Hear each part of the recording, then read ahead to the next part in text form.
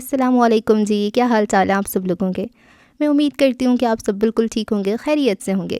آج ہم راحت جبین کا مکمل ناول پڑھنے والے ہیں جس کا نام ہے پرندے لوٹ آئیں تو، اور بڑا انٹرسٹنگ سا ناول ہے۔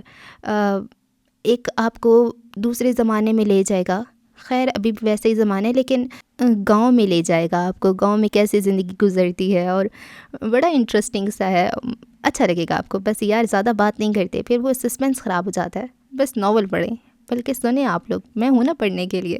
چلے جی ناول کا آغاز کرتے ہیں۔ چینل کو سبسکرائب کر لیں اگر آپ نے پہلے سے نہیں کیا ہوا تو۔ عصر کی نماز پڑھنے کے بعد نانی وہیں تخت پر بیٹھ گئیں۔ تسبیح کرتے کرتے اونگ آ جاتی، کبھی خیالات کی روح بھٹک جاتی تو ہاتھ رک جاتا، تسبیح کے دانے ساکت ہو جاتے۔ اوائل اکتوبر کی اداس سی شام چپکے چپکے در و دیوار سے جھانک رہی تھی۔ کھلے سے آنگن میں بکھری اکتائی دھوپ نے دھیرے اور بددلی سے اپنے پر سمیٹے۔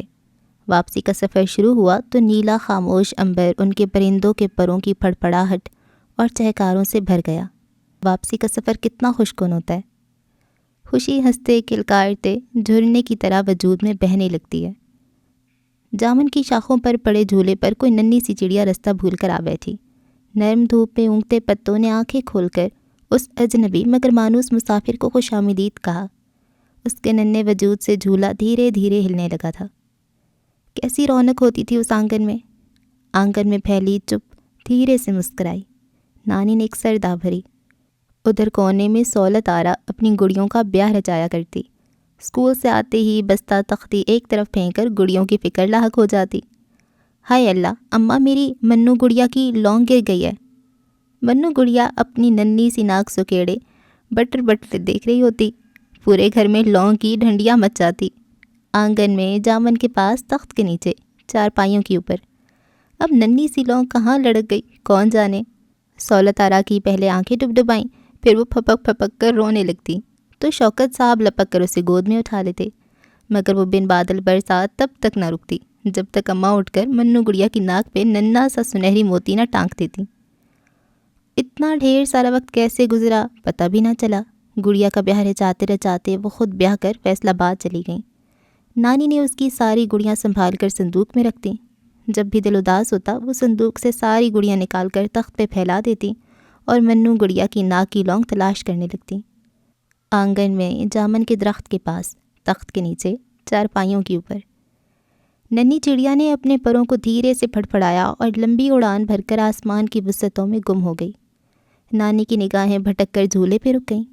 جامن کے خشک پتوں نے گر کر جھولے کی خالی گود کو بھر دیا تھا۔ رفت آرا تو جیسے پیدا ہی اس جھولے کے لیے ہوئی تھی۔ صبح دوپہر شام تینوں وقت وہ اسی جھولے پر پائی جاتی۔ جھولا ہلتا رہتا اور رفت آرا بڑے جذب میں اونچا اونچا پڑھنے لگتی۔ شاہ مدینہ یثرب کے والی، سارے نبی تیرے در کے سوالی، شاہ مدینہ۔ جب تھک جاتی تو جامن کے درخت کے پاس مٹی اور پانی لے کر چھوٹی چھوٹی چیزیں بنانے لگتی۔ مٹی کی چھوٹی سی ہنڈیا، مٹی کا چولہا، ننھی سی ڈوئی، مٹی کا توا، میز، کرسیاں۔ پھر وہ مٹی کے ننھے سے چولہے پر ننھی سی ہنڈیا چڑھا دیتی۔ ماچس کی پوری ڈبیا اس کے نیچے آگ جلانے کی کوشش میں ضائع ہو جاتی۔ رفت آرا کیا پکا رہی ہو؟ نانی پوچھتی۔ اماں آج میں ساگ پکاؤں گی۔ وہ ساگ کے بچے کچے ڈنٹھل اٹھا کے لے آتی، پھر مٹی کی چنگیر میں مٹی کی چھوٹی چھوٹی روٹیاں رکھ کر وہ ابا کے پاس لے آتی اور بڑی سنجیدگی اور متانت سے کہتی، ابا میں نے آپ کے لیے روٹی پکائی ہے۔ ابا جھوٹ موٹ ساری روٹیاں کھا کر پانی کا گلاس چڑھاتے اور رفت آرا کو انعام میں اٹھنی مل جاتی۔ وقت کی گود میں دن، مہینے، سال اتنی سرعت سے گرے کہ جھولا خالی ہو گیا۔ سارے ننھے منھے برتن جامن کے پیڑ کے نیچے دھرے رہ گئے اور رفت آرا بیاہ کر لاہور چلی گئیں۔ صباحت تو اپنے ابا کی بیٹی تھی، سارا دن انہی کے کندھے سے لٹکی رہتی۔ ابا شطرنج کھیل رہے ہیں، دکان پر جا رہے ہیں، وہ انگلی تھامتے ساتھ ہوتی۔ واپس آتی تو ہاتھ ٹافیوں سے سنے ہوتے۔ رات کو ننھے منھے ہاتھوں سے ابا کے پاؤں دباتی، سر پہ تیل کی مالش کرتی اور ابا سے لپٹ کر سو جاتی۔ ابا تو جیسے اس کی آئیڈیل شخصیت تھے۔ میں پٹواری بنوں گی، روز اسکول جانے سے پہلے وہ پرعزم لہجے میں کہتی۔ لڑکیاں پٹواری نہیں بنتی، اماں ڈپٹ کر کہتی۔ میں تو بنوں گی ابا کی طرح۔ مگر میں تحصیلدار ہوں، ابا چھیڑتے۔ مجھے پتہ ہے ابا، پہلے آپ پٹواری تھے۔ انگلی اٹھا کر کہتی جیسے کوئی بہت اہم راز اسے معلوم ہو۔ وقت کا اڑیل گھوڑا بکٹٹ بھاگا اور ابا کو معلوم نہ ہو سکا کب ابا کی بیٹی کی آنکھوں میں شوخی کی جگہ متانت اور شرم و حیا نے لے لی اور ان کی بیٹی سرخ جوڑے میں لپٹی آنگن پار کر گئی۔ ابا کے بالوں پہ برف گر گئی اور اماں کی آنکھیں بوڑھی ہو گئیں۔ پتہ چلا آنگن تو سارا خالی ہے، چڑیاں تو اڑ گئیں۔ کوئی بیٹا ہی ہوتا تو… خبردار جو ایسا کبھی سوچا بھی تو، میرے لیے بیٹیاں ہی کافی ہیں، میرا دل بھرا ہوا ہے، خدا ان کو اور ان کے بچوں کو شاد آباد رکھے۔ ابا بیٹیوں پہ جان دیتے تھے، کم پیاری تو اماں کو بھی نہ تھی، بس کبھی کبھی تنہائی سے دل گھبرا جاتا۔ دیوار پار رازیہ کے ہاتھ سے کوئی برتن گرا تھا۔ نانی ہڑبڑا کر ہوش میں آئیں، نہ جانے کہاں سے کہاں جا پہنچی تھیں، مغرب کی اذان ہونے والی تھی۔ کہاں رہ گئے یہ صباحت کے ابا؟ انہوں نے پریشان ہو کر سوچا۔ عصر کے وقت انہوں نے کہا تھا کہ مسجد سے واپسی پر دال لیتے آئیے گا، اور اب مغرب کا وقت ہونے کو تھا۔ دوسری طرف رازیہ کی ماں رازیہ کے لتے لے رہی تھی۔ بس بھی کرو اماں، ایک ذرا سی پیالی گر گئی ہے اور تم نے پورے محلے کو سنانا شروع کر دیا۔ رازیہ کی زبان ایسی تیز تھی۔ تیرے تو ہاتھ ٹوٹے، ہر روز کچھ نہ کچھ ٹوٹتا ہی رہتا ہے، میں پوچھتی ہوں تیرے دھیان ہوتا کدھر ہے؟ کبھی ربیہ کے ہاتھ سے بھی کچھ ٹوٹا ہے؟ ہاں اماں، تمہیں تو بس وہی اچھی لگتی ہے، مجھ سے زیادہ گوری جو ہے۔ لو اور سنو، اس لڑکی کا تو دماغ ہی خراب ہے، ہر چیز الٹی سمجھ میں آتی ہے۔ رازیہ، توفیق میاں گھر پہ ہیں؟ نانی نے درمیان والی دیوار میں موجود کھڑکی کھول کر پوچھا۔ رازیہ کا تو موڈ خراب ہو چکا تھا، سو جواب فٹافٹ ربیہ کی طرف سے آیا۔ نہیں نانی، بھیا تو باہر گئے ہیں، آتے ہی ہوں گے کچھ منگوانے۔ نہیں بیٹی، صباحت کے ابا کا پتہ کروانا تھا، عصر کے وقت سے بھیجا ہے دال لینے کے لیے، اب مغرب کا وقت ہو گیا، انہوں نے تشویش سے کہا۔ تو نانی اب کچھ اور پکا لو، رازیہ نے کہا۔ یہ بھی خوب کہی تم نے بیٹی، مجھے پکانے کی نہیں صباحت کے ابا کی فکر ہے، اس وقت تک تو روز گھر میں ہوتے تھے۔ اس لڑکی کا دماغ الٹا ہی ہے اماں، رازیہ کی اماں نے جل کر کہا۔ سارا دن اس سے کدکڑے لگوا لیا کرو یا کھٹی املیاں کھلوا لو، کوئی ڈھنگ کی بات تو اس کے منہ سے نکلے گی ہی نہیں۔ اماں تم تو بس میرے پیچھے ہی پڑی رہا کرو۔ رازیہ پاؤں پٹک کر اندر چلی گئی۔ لو اب رسالہ اٹھا لے گی، ایک تو میں اس لڑکی کے ہاتھوں بہت تنگ ہوں، ارابو بھی تو ہے، کیسی پھرکی کی طرح کام کرتی ہے، بات ابھی منہ میں ہوتی ہے کہ کام ہو بھی جاتا ہے۔ رازیہ کی ماں اپنا ہی دکھڑا رونے لگی تھی۔ بھلا یہ کیسے ہو سکتا ہے اماں، بات ابھی منہ میں ہو اور… رازیہ باہر آئی۔ ادھر آ میں تجھے بتاتی ہوں۔ اماں نے جوتا اٹھا لیا، وہ چل کر ربیہ کے پیچھے ہو گئی۔ ماں کو تنگ مت کیا کرو بیٹی، نانی نے سمجھایا۔ میں کب کرتی ہوں، وہ تو اماں ہی میرے پیچھے لگی رہتی ہیں، رازیہ نے منہ بنایا۔ ہاں تیری اماں کا دماغ خراب ہے جو یوں تیرے پیچھے لگی رہتی ہے، ادھر مر روٹیاں ڈالا کر۔ نانی کا مسئلہ درمیان میں ہی گول ہو گیا تھا۔ فکر نہ کرے نانی، بھیا آتا ہے تو میں اسے بھیجتی ہوں، نانا باتوں میں بھول گئے ہوں گے۔ ربیہ نے نانی کو فکر مند دے کر تسلی دی۔ نانی آزمائیوں پر بھی تو جانا ہے، رازیہ نے یاد دلایا۔ ارے کھانا بناؤں گی تو ہی جاؤں گی، نانی جھنجھلائیں۔ ایسی تقریبات میں تو وہ خود بہت ہی شوق سے جاتی تھیں، اب یاد آیا تو مزید فکر لاحق ہو گئی۔ نانی اماں سالن کا کیا ہے، میں نے بنا بھی لیا ہے، گوبھی گوشت پکایا ہے، میں دے جاؤں گی، ربیہ نے جلدی سے کہا۔ اور کیا، میں روٹیاں بھی پکانے لگی ہوں، آج کھانا ہماری طرف سے ہی ہو جائے گا، رازیہ فٹ سے بولی۔ کوئی اور وقت ہوتا تو وہ سالن دینے پر ربیہ کو 100 باتیں سناتی، مگر اب یہ فکر لاحق تھی کہ نانی کھانا پکانے میں لگ گئیں تو دیر ہو جائے گی۔ اماں نے تو جانا ہی نہ تھا، ابا نے صاف کہہ دیا تھا نانی جائیں گی تو چلی جانا، ورنہ کوئی ضرورت نہیں ہے۔ رہنے دو بیٹی، کرتی ہوں کچھ۔ جب تک ہاتھوں میں دم تھا تب تک تو نانی کسی دوسرے کو مدد لینے کی روادار نہیں تھی، بلکہ حتی الامکان خود دوسرے کے لیے کام کر دیتی تھیں۔ انہوں نے برآمدے میں لٹکتی سرکنٹوں کی ٹوکری میں جھانکا، 2 آلو اور چند مٹر پڑے تھے، 2 جانوں کے لیے کافی تھے، سو وہی پکا لیے۔ مغرب کی نماز بھی پڑھ لی، آٹا گوندنے بیٹھی تو ربیہ آ گئی۔ نانی اماں لائے میں گوندھ دیتی ہوں، تم اپنا کام سمیٹو بیٹی، 2 پیڑوں کا آٹا ہے، اب بھی گن جائے گا۔ انہوں نے منع کرنا چاہا، پر ربیہ نے ان کی نہ کرنے کے باوجود فٹافٹ آٹا گوندھ کر روٹی بھی پکا دی۔ وہ یوں ہی پل کے پل آتی اور نانی کے ڈھیروں کام نپٹا دیتی، بہت ہی سلجھی ہوئی عقل مند لڑکی تھی۔ نانی تو اسے دعائیں دیتے نہ تھکتی۔ اس کے برعکس رازیہ خاصی نکمی لڑکی تھی، سارا دن ماں سے سلواتیں سنتی اور رسالہ پڑھتی رہتی۔ ربیہ کے آنے پر تو اور لاپرواہ ہو گئی تھی۔ ربیہ اس کی خالہ کی بیٹی تھی، وہ لوگ پاک پتن میں رہتے تھے، خالوں کی معمولی پرچون کی دکان تھی اور ربیہ پڑھنے کی شوقین۔ میٹرک کیا تو باپ نے آگے پڑھانے سے انکار کر دیا، پاک پتن میں کوئی کالج بھی نہ تھا۔ رو رو کر اس نے آنکھیں سجا لی تو بڑی خالہ کو ترس آ گیا تو اسے ساتھ لے ہی آئیں، رازیہ کے ساتھ یہ بھی کالج چلی جائے گی۔ ربیہ کے ابا تو اسے کسی صورت بھیجنے کو تیار نہ تھے کہ ربیہ کا رشتہ بچپن سے ہی اس کے ماموں کے گھر طے تھا، اور اس کے ماموں کا گھر خالہ کے گھر کے عین پیچھے تھا کہ دونوں گھروں کی چھتیں آپس میں ملی تھیں۔ مگر خالہ نے اپنی ذمہ داری پر اس کے ابا کو منا لیا، اور ربیہ نے بھی پڑھائی کے ساتھ ساتھ گھر سنبھال لیا تھا۔ مغرب کا وقت تھا، ساری مرغیاں دروازے کے سامنے کٹ کٹا رہی تھیں۔ ربیہ بیٹی بھاگ کر ذرا مرغیاں تو بند کراؤ۔ مرغیاں از خود اوپر ڈربے میں جا گھسی تھیں۔ ربیہ نے دروازہ بند کیا، واپس پلٹنے لگی تو نگاہ بھٹک کر سامنے چلی گئی۔ عاصم اوپر ہی آ رہا تھا، اسے دیکھتی ہاتھ کے اشارے سے سلام کیا، وہ شرما گئی۔ عاصم نے اشارے سے اسے رکنے کو کہا، پر وہ نفی میں سر ہلا کر نیچے بھاگ آئی۔ عاصم بہانے سے اکثر خالہ کے گھر چکر لگاتا تھا، کبھی توفیق سے ملنے کے بہانے، کبھی یوں ہی آ جاتا۔ خالہ کوئی کام تو نہیں؟ خالہ سب سمجھتی تھیں، یا تو اسے دروازے سے لوٹا دیتی یا پھر ربیہ کو اشارہ کرتی، وہ فٹ سے کمرے میں گھس جاتی اور عاصم بیچارہ یوں ہی واپس چلا جاتا۔ ربیہ فوراً ہی گھر چلی گئی تھی۔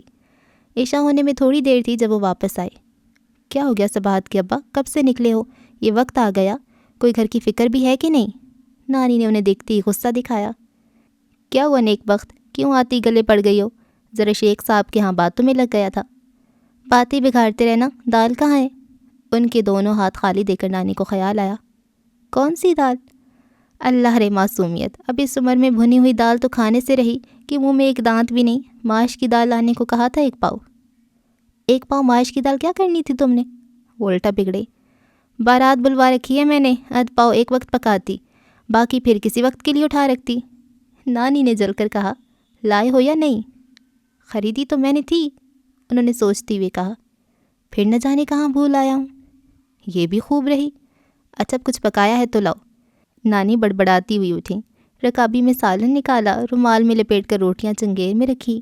نانا نے پہلا نوالا توڑا تو منہ تک لے جانا بھول گئے۔ کیا ہوا؟ نانی نے انہیں کھوئے ہوئے دیکھا تو پوچھنے لگیں۔ کچھ نہیں، رفعت یاد آ گئی تھی، انہوں نے آہستگی سے کہا۔ کتنے دنوں سے کوئی خیر خبر ہی نہیں آئی کسی کی۔ بال بچے دار ہے، اب کہاں وقت ملتا ہے گھر سے نکلنے کا، آنکھیں ترس جاتی ہیں تب کہیں جا کر ملنے آتی ہیں۔ نانی بھی اداس ہو گئیں۔ یہ پکایا کیا ہے نیک بخت تم نے؟ انہوں نے شوربے میں تیرتے آلو دیکھے، دوسرے مینو میں بات بدلنے کی کوشش کی۔ آلو مٹر ہے؟ میرا خیال ہے آلو کے ساتھ مٹر ڈالنا بھول گئی ہو۔ انہوں نے پھر سے جائزہ لیا۔ برابر کی ڈالی تھی ساری سبزیاں؟ ہاں جی، ایک آلو اور ایک مٹر۔ بس کرو میاں، اس عمر میں ایسے نخرے اچھے نہیں، جو گھر میں تھا پکا لیا، اب صبر و شکر کے ساتھ کھاؤ۔ میں جا رہی ہوں صغرا کے گھر مائیوں پر۔ صغرا کا مائیوں؟ لا حول ولا قوت، یعنی کہ اس عمر میں؟ وہ سٹ پٹائے، نانی گھور کر رہ گئی۔ صغرا کی لڑکی کا مائیوں ہے؟ اچھا۔ نانی اماں آپ تیار ہو گئی؟ ربیہ نے آ کر پوچھا۔ میں نے کیا تیار ہونا ہے، چلو چلتے ہیں۔ وہ نانا کے کھانا ختم کرنے کے انتظار میں تھیں۔ جائیں آپ، بچیاں انتظار کر رہی ہیں، میں ڈھک کر رکھ دوں گا برتن، نانا نے کہا۔ تو صبح جا رہے ہو تم؟ جی ابو۔ خضر کی توجہ ہنوز ٹی وی پر تھی۔ ٹھہرو کے کہاں؟ اس سوال پر صباحت نے گھور کے انہیں دیکھا۔ جیسے آپ کو تو معلوم نہیں۔ ابو میں سوچ رہا ہوں اب اس عمر میں نانا نانی کہاں مجھ جیسے بے ترتیب بندے کو برداشت کر سکیں گے، کوئی اور انتظام کرنا پڑے گا۔ خضر نے سوچتے ہوئے کہا۔ فضول باتیں مت کرو، تم وہیں ٹھہرو گے، صباحت نے ڈانٹا۔ بلا وجہ خرچے مت بڑھاؤ، بڑی رقمیں ہیں تمہارے نانا کے پاس، کیا 2 وقت کا کھانا بھی نہ کھلا سکیں گے؟ احمد صاحب، آپ کو تو موقع ملنا چاہیے کسی بھی طرح میرے والدین کے خلاف بات کرنے کے لیے، سر آنکھوں پہ بٹھاتے ہیں وہ جب بھی کوئی یہاں سے چلا جائے۔ صباحت تڑپ ہی تو اٹھی تھی۔ ویسے خضر، ٹٹولنا تو صحیح اپنے نانا کو، سنے بڑی رقمیں چھپا کر رکھی ہیں۔ مراد صاحب نے خضر کی طرف جھکتے ہوئے سرگوشی کی۔ آپ کی نیت ساری عمر نہ بھری، صباحت تب کر بولیں۔ ایسا کیا دے دیا انہوں نے، سب کچھ تو دبا کر بیٹھے ہیں۔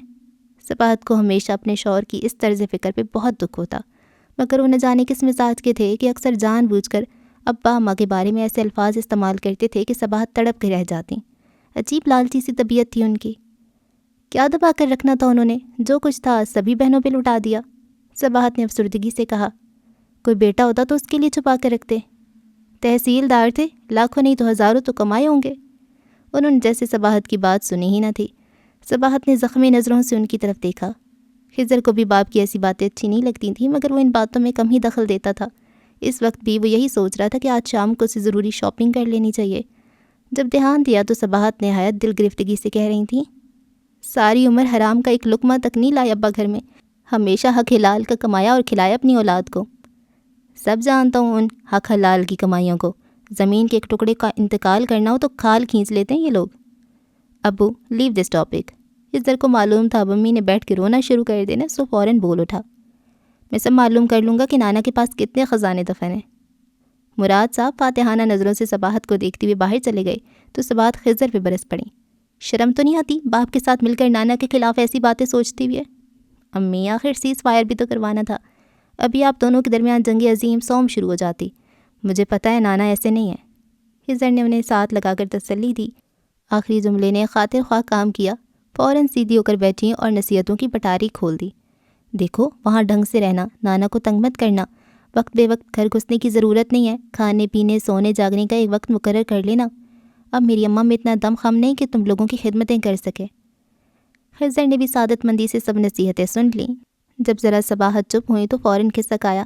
چچا جان کے پورشن میں ہنگامہ بپا تھا، کیرم کی بازی جمی تھی، شفق اور علی، فضا اور سونیا پارٹنرز تھے۔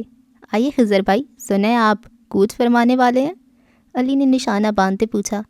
خدا نہ خواستہ اس دنیا سے کوچ نہیں فرمانے لگا میں، خضر نے اس کے انداز پہ چوٹ کرتے ہوئے کہا۔ دراصل لوگ بہت اداس تھے، شفق نے شرارت بھرے لہجے میں سونیا کی طرف دیکھتے ہوئے کہا۔ وہ بس گھور کر رہ گئی۔ لوگ کون؟ وہ سونیا کو گہری نظروں کے حصار میں لیتے ہوئے بولا۔ سونیا کے چہرے پہ گلال بکھر گیا، پلکیں بے اختیار جھک گئیں۔ شفق اپنی باری میں مصروف تھی، جواب دینا بھول گئی، تبھی چچی جان آ گئیں۔ صبح جا رہے ہو خضر؟ جی۔ اچھا اپنی نانی نانا کو سلام کہنا۔ انہوں نے کہا تو وہ جی اچھا کہہ کر گیم دیکھنے لگا، مگر کچھ ہی دیر میں اکتا کر اٹھ گیا۔ خضر، پیچھے سے سونیا نے پکارا۔ فرمائیے حضور۔ تم صبح جا رہے ہو؟ اس نے اداسی سے پوچھا۔ یا خدا، یہ بات کوئی 10ویں بار بتا رہا ہوں کہ میں صبح ہی جا رہا ہوں۔ واپس کب آؤ گے؟ سونیا نے دونوں ہاتھ مسلتے ہوئے پلکیں اٹھائیں۔ جب دوبارہ ٹرانسفر ہوگا۔ خضر نے لاپرواہی سے کندھے اچکائے۔ یاد کرو گے؟ اس کی آواز مدھم ہو گئی تھی۔ خضر نے دیکھا گلابی سوٹ میں اداس سی وہ سیدھا دل میں اتر رہی تھی۔ کس کو؟ وہ جان بوجھ کر بے نیازی سے بولا۔ سونیا نے غصے سے اسے گھورا۔ اپنی ماں کو، وہ جل کر بولی۔ ظاہر ہے کوئی اپنی ماں کو بھی بھول سکتا ہے۔ وہ بہت حیرانی اور معصومیت سے پوچھ رہا تھا۔ تم؟ سونیا نے غصے اور بے بسی سے اسے دیکھا اور پاؤں پٹک کر اندر چلی گئی۔ خضر کے جاندار کہکہے نے اس کا پیچھا کیا تھا۔ کیا ہوا؟ کس کا فون تھا؟ نانی نے گھبراہٹ میں پوچھا۔ نانا اطمینان سے آئے، جوتا اتارا اور آنگن میں بچھی چارپائی پہ بیٹھ گئے۔ ہے کیا پوچھ رہی ہوں میں؟ ایک گلاس پانی تو دینا۔ ان کے سنجیدہ لہجے پر نانی نے ہوں کر کے ان کا منہ دیکھا، پھر کولر سے پانی کا گلاس بھر لائیں۔ ذرا دیر پہلے ہی تو شیخ صاحب کا لڑکا آیا تھا کہ آپ کا لاہور سے فون ہے۔ اب نانا کا سنجیدہ انداز، نانا نے اطمینان سے گھونٹ گھونٹ پانی پیا۔ نانی کھڑی ہولتی رہیں، پھر تنگا کر بولی، آخر کب تک کھڑا رکھو گے؟ نانا چونکے۔ تو کس نے کہا ہے کھڑی رہو؟ بیٹھ جاؤ نا، وہ معصومیت اور سادگی سے بولے۔ میں پوچھتی ہوں، صباحت تو ٹھیک تھی، اس کے میاں اور بچے تو خیریت سے تھے، اور کہیں وہ… بس بس، نانا نے ہاتھ اٹھا کر انہیں خاموش کروایا۔ وہ آ رہا ہے۔ کون؟ نانی نے حیرت سے ان کا منہ دیکھا۔ تمہارا نواسا۔ ہاں، آپ کا تو کچھ نہ ہوا، نانی جل کر بولی۔ بات تو پریشانی کی ہے نا، وہ سچ مچ پریشان تھے۔ ہے کاہے کی پریشانی؟ اتنی مدتوں بعد بچہ گھر آ رہا ہے۔ نانی کو ان کی پریشانی پر پریشانی ہوئی۔ مہینے کے آخری دن، پینشن ساری ختم، تمہارے پاس کچھ روپے ہیں؟ روپے؟ نانی نے نظریں چرا لیں۔ میرے پاس کہاں سے آئے؟ اچھا تو نیک بخت، اب تم ہم سے بھی جھوٹ بولو گی؟ نانا مسکرائے۔ تو وہ کون سا میں کھا جاؤں گی، گھر میں ہی خرچ ہوں گے۔ اچھا چلو دیکھتے ہیں۔ کتنے دنوں کے لیے آ رہا ہے؟ نانی نے اشتیاق سے پوچھا۔ یہیں رہے گا، اس کا ٹرانسفر ہو گیا۔ اچھا ہی ہوا، ترس گئی تھی بچوں کی شکلیں دیکھنے کو، چھوٹے چھوٹے تھے جب آئے تھے۔ نانی بہت خوش تھیں۔ پر کون سے والا آ رہا ہے؟ بڑے والا تو بہت سلجھا ہوا بچہ تھا، جبکہ چھوٹا تو بہت شرارتی تھا، تھوڑا تھوڑا بدتمیز بھی تھا، کہیں وہی نہ آ جائے۔ نانی کو تشویش ہوئی۔ بہرحال کب آئے گا؟ یہ تو نہیں بتایا، بس آنے کا کہا تھا، شاید 1-2 دن میں آ جائے۔ نانی، نانا آ گئے؟ خیریت کا فون تھا نا؟ اماں پوچھ رہی ہیں۔ راضیہ دیوار پر سے جھانکی۔ پورے محلے کو خبر کرتی تھی۔ نانا نے گھورا۔ دیوار سے دیوار ملی ہے، بھلا کوئی بات چھپی رہتی ہے؟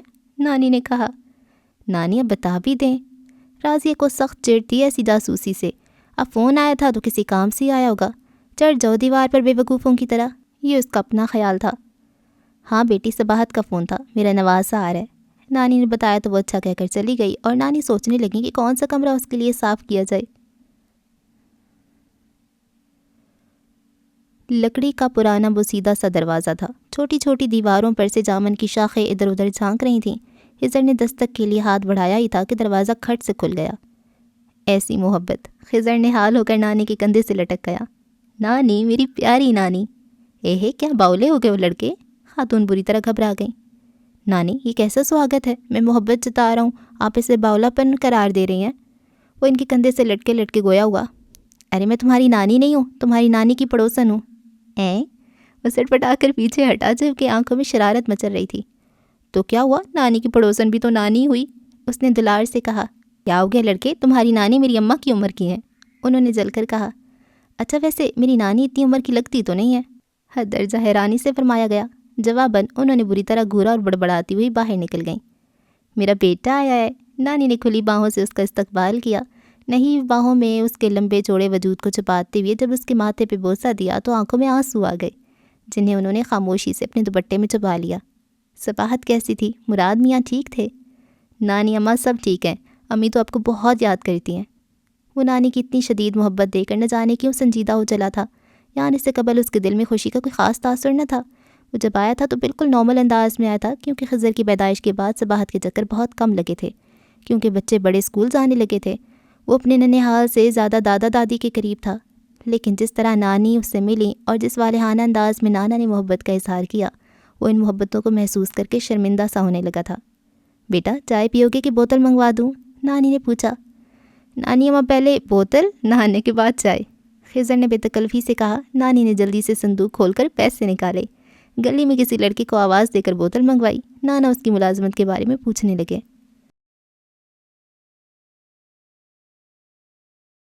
रबिया को देखकर अकल पकड़ लिया कर, एक काम 100 बार कहूँ फिर भी धड़का लगा रहता है कि काम नहीं होगा। अम्मा, भला अकल भी कोई पकड़ने वाली चीज़ है? रज़िया खिलखिलाई। इस लड़की का दिमाग ही उल्टा है। अम्मा ने बेसन मिलाते हाथ रोक के उससे घूरा। भला उल्टा दिमाग कैसा होता है? अब कि वो राजिया के कान में मनमनाई। बेसन घोल दिया मैंने, तल लिया पकौड़े, फरमाइश करवा लो जितनी मर्जी। अम्मा, तल भी दो ना, राजिया ने लाड से कहा। रबिया वॉशिंग मशीन पर लगी थी। अम्मा ने 16 बार निगाहों से उसे घूरा। तुझे ही ना तल दूँ, हट हराम ना हो तो। अम्मा यूं ही बड़बड़ाती हुई कमरे में चली गईं। मजबूरन राजिया को कहानी अधूरी छोड़कर चूल्हे के पास आना ही पड़ा।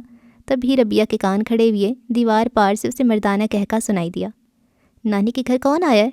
उसने सोचती हुई नज़रों से राजिया की तरफ देखा। नानी के घर कौन आएगा, साल भर बाद तो उनकी बेटियां चक्कर लगाती हैं, राजिया ने लापरवाही से कहा। आवाज़ तो आ रही है किसी लड़के के बोलने की, रबिया ने कान लगाए। तो फिर नानी का नवासा आया होगा, राजिया ने कहा। अच्छा, देखूं तो। रबिया ने दीवार पर से झांका। खिज़र नहाकर निकला था, तौलिए से सर रगड़ते हुए बस इतना ही देखा कि ऊंचा लंबा है और गोरा भी। नानी का नवासा तो बहुत खूबसूरत है। राजिया के ख्याल में उसकी चॉइस बहुत आला थी। लो, ख्वामुख्वाही। क्यों, तुम्हें आसिम खूबसूरत नहीं लगता? राजिया ने जिरा की। वो तो इस रिश्ते की वजह से लगता है जो मेरे और उसके दरमियान है, वरना तो मुझे भी पता है कि उसका रंग सांवला और नक्श भी बहुत खूबसूरत नहीं। बात माकूल थी, दिल को लगी। राजी को ख्याल तो आया कि वो भी देखे, मगर रबिया के सामने बेताबी का इज़हार अच्छा न लगा। अच्छा, देखेंगे, उसने बेपरवाही से कहा और जल्दी जल्दी पकोड़े तलने लगी। साथ में चटनी भी बना ली। अम्मा, मैं नानी को पकोड़े देने जा रही हूँ, राजिया ने इतला दी। मगर नानी तो पकोड़े खाती ही नहीं। रबिया ने मैंने खेज़ निगाहों से उसकी तरफ देखा। नाना तो खाते ही है ना? हाँ, और शायद नाना का नवासा भी खाता हो, रबिया ने शरारत से कहा। राजी ने उसकी बात पे तवज्जो देने के बजाय ढूंढ कर अपने सूट के साथ का नीला दुपट्टा ओढ़ा। अस्सलाम वालेकुम नानी।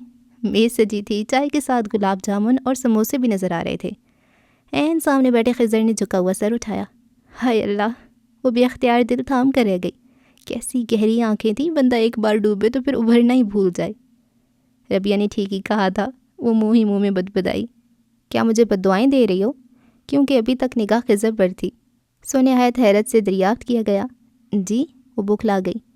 नानी अस्सलाम वालेकुम, उसने घबरा कर दोबारा सलाम झाड़ा। बेटा, अब नाना को सलाम कर लो, नाना जी ने शरारत आमेज शफ़क़त से कहा। वो मैं पकोड़े लाई हूँ, उसने घबरा कर प्लेट सामने की। क्या सिर्फ दिखाने को लाई हैं? खिज़र ने नहायत मासूमियत से पूछा। जी, वो बुखलाई, फिर अपने बुखलाने पर ख़ुद ही गुस्सा आ गया तो प्लेट उसके सामने मेज़ पे पट गई। माशाल्लाह, वो ज़ेरे लब मुस्कराया। क्यों बेचारी को परेशान करो, बैठो राजिया बेटी, नानी ने प्यार से कहा। नहीं नानी, मैं चलती हूँ, प्लेट बाद में ले जाऊँगी। اس نے ٹلنے میں ہی عافیہ جانی اور جلدی سے کھسک آئی۔ ربیہ مشین بند کر رہی تھی، اس کی طرف دیکھ کر میں نے خیزی سے مسکرائی۔ کیسا رہا؟ کچھ خاص نہیں، اس نے دل میں نفی کرتے ہوئے منہ بنایا۔ بس رنگ ہی گورا ہے اور تھوڑا بدتمیز بھی ہے، خواہ مخواہ فری ہو رہا تھا۔ اچھا؟ ربیہ کو نہ جانے کی اس کی آخری بات پہ یقین نہیں آیا تھا۔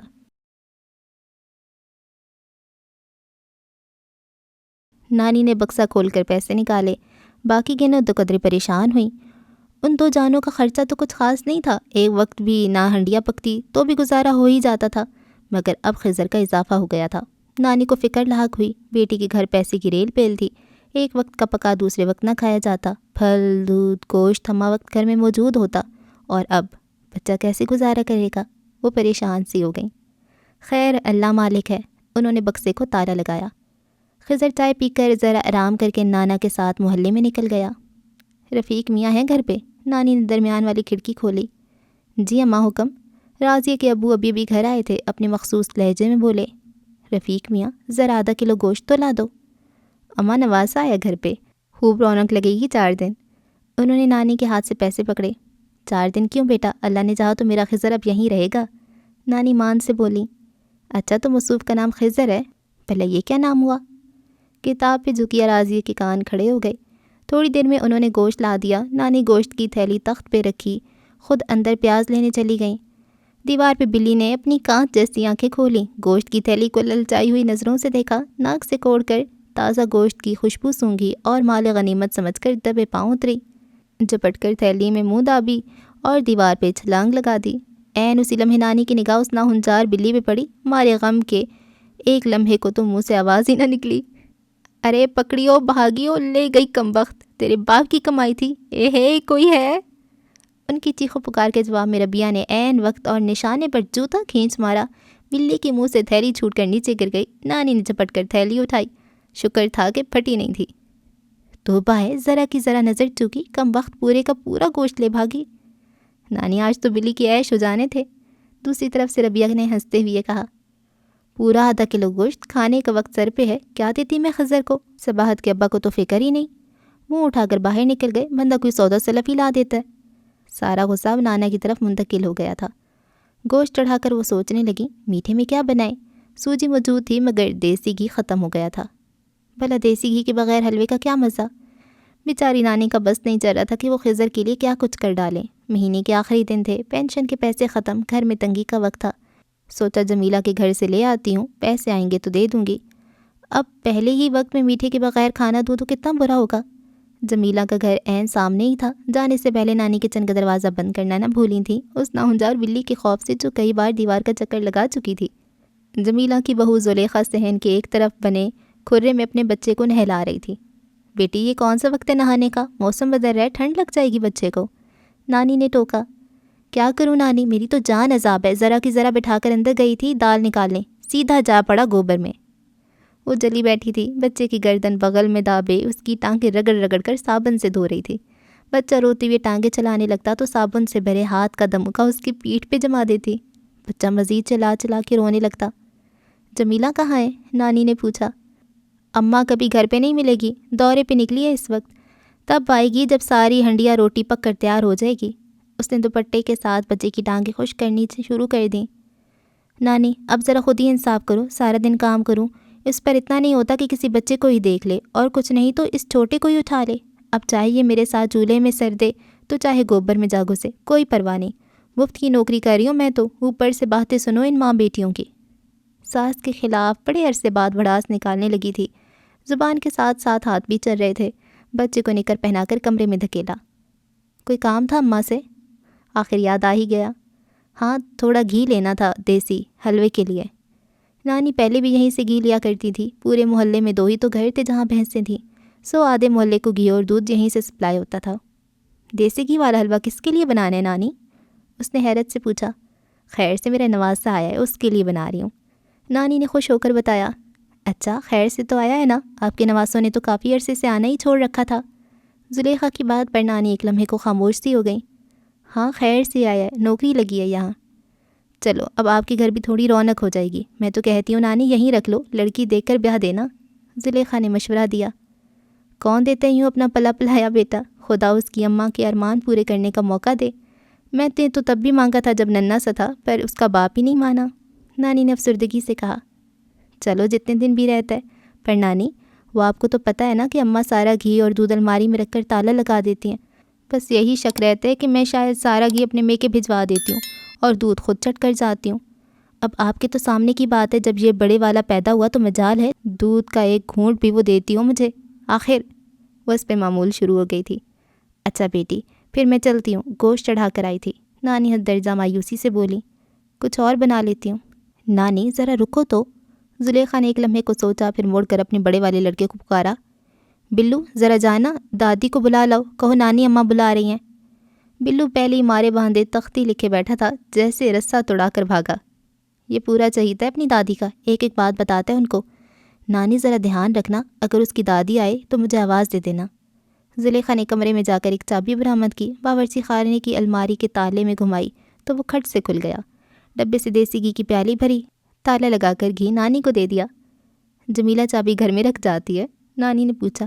ارے کہاں نانی، اپنے پلو سے باندھ کے رکھتی ہے، یہ تو دوسری چابی ہے، اس کا اماں کو نہیں پتہ۔ میں اسی طرح اپنی ضرورت کی چیزیں نکال لیتی ہوں، ورنہ اس کا تو بس چلے مجھے بھوکوں مار کے دوسری لے آئے۔ پر بیٹی اگر جمیلہ نے پوچھا تو کیا کہو گی، اتنا گھی کہاں گیا؟ مجھے کیا پتہ، اپنے ہاتھوں سے تو تالا لگا کر گئی ہے، چابی بھی اسی کے پاس ہے۔ زلیخا کھلکھلائی۔ بری بات بیٹی، نانی کا کچھ دل نہیں مان رہا تھا چوری کا گھی لے جانے کو۔ نانی چھوڑے بھی، میں نمٹ لوں گی، اتنے عرصے بعد آپ کا نواسا آیا ہے، اب اسے ڈالڈا گھی کا حلوہ کھلائیں گی۔ نواسے سے نانی کو یاد آیا کہ وہ کب سے گوشت چڑھا کر آئی ہیں۔ اچھا بیٹی پینشن کے پیسے آ جائیں تو میں دے جاؤں گی، پاؤ بھر تو ہوگا۔ چھوڑے نانی، آپ تو میری ماں کی جگہ ہیں، اب اتنے سے گھی کے کیا پیسے لینے؟ زلیخا نے خلوص سے کہا۔ نانی نے اصرار نہیں کیا، یہی سوچا کہ اس احسان کا بدلہ کسی اور طرح اتار دیں گی۔ گھر آئیں تو ربیہ گوشت بھون رہی تھی۔ 1 منٹ بھی دیر سے آتی تو ہنڈیا لگ جانی تھی، آپ کہاں چلی گئی تھی نانی؟ زلیخا کے پاس گھی لینے گئی تھی، انہوں نے گھی کا قصہ سنایا تو ربیہ ہنسنے لگی۔ زلیخا باجی بھی بڑے کمال کی ہیں، اگر ان کی ساس سیر ہے تو وہ سوا سیر۔ ربیہ نانی کی ہمراز تھی، نانی اپنی ساری باتیں اس سے کر لیتی تھی اور خود ربیہ بھی نانی سے اپنی ساری باتیں شیئر کر لیتی تھی۔ نانی جان شوربہ بنانے؟ نہیں بس مسالہ ہی رہنے دو۔ ربیہ نے ہرا دھنیا کاٹ کر گوشت پہ ڈالا اور ہنڈیا نیچے اتار دیا اور خود جلدی جلدی سلاد کے لیے سامان کاٹنے لگی۔ یہ کہاں سے آئیں؟ نانی نے سلاد کی چیزیں دیکھیں۔ میں لائی ہوں نانی، خضر بھائی شہر سے آئے ہیں اور وہ بھی بڑے شہر سے، ایسی چیزیں کھانے کے ساتھ ضرور کھاتے ہیں۔ اس نے مولے کے پھول بناتے ہوئے کہا۔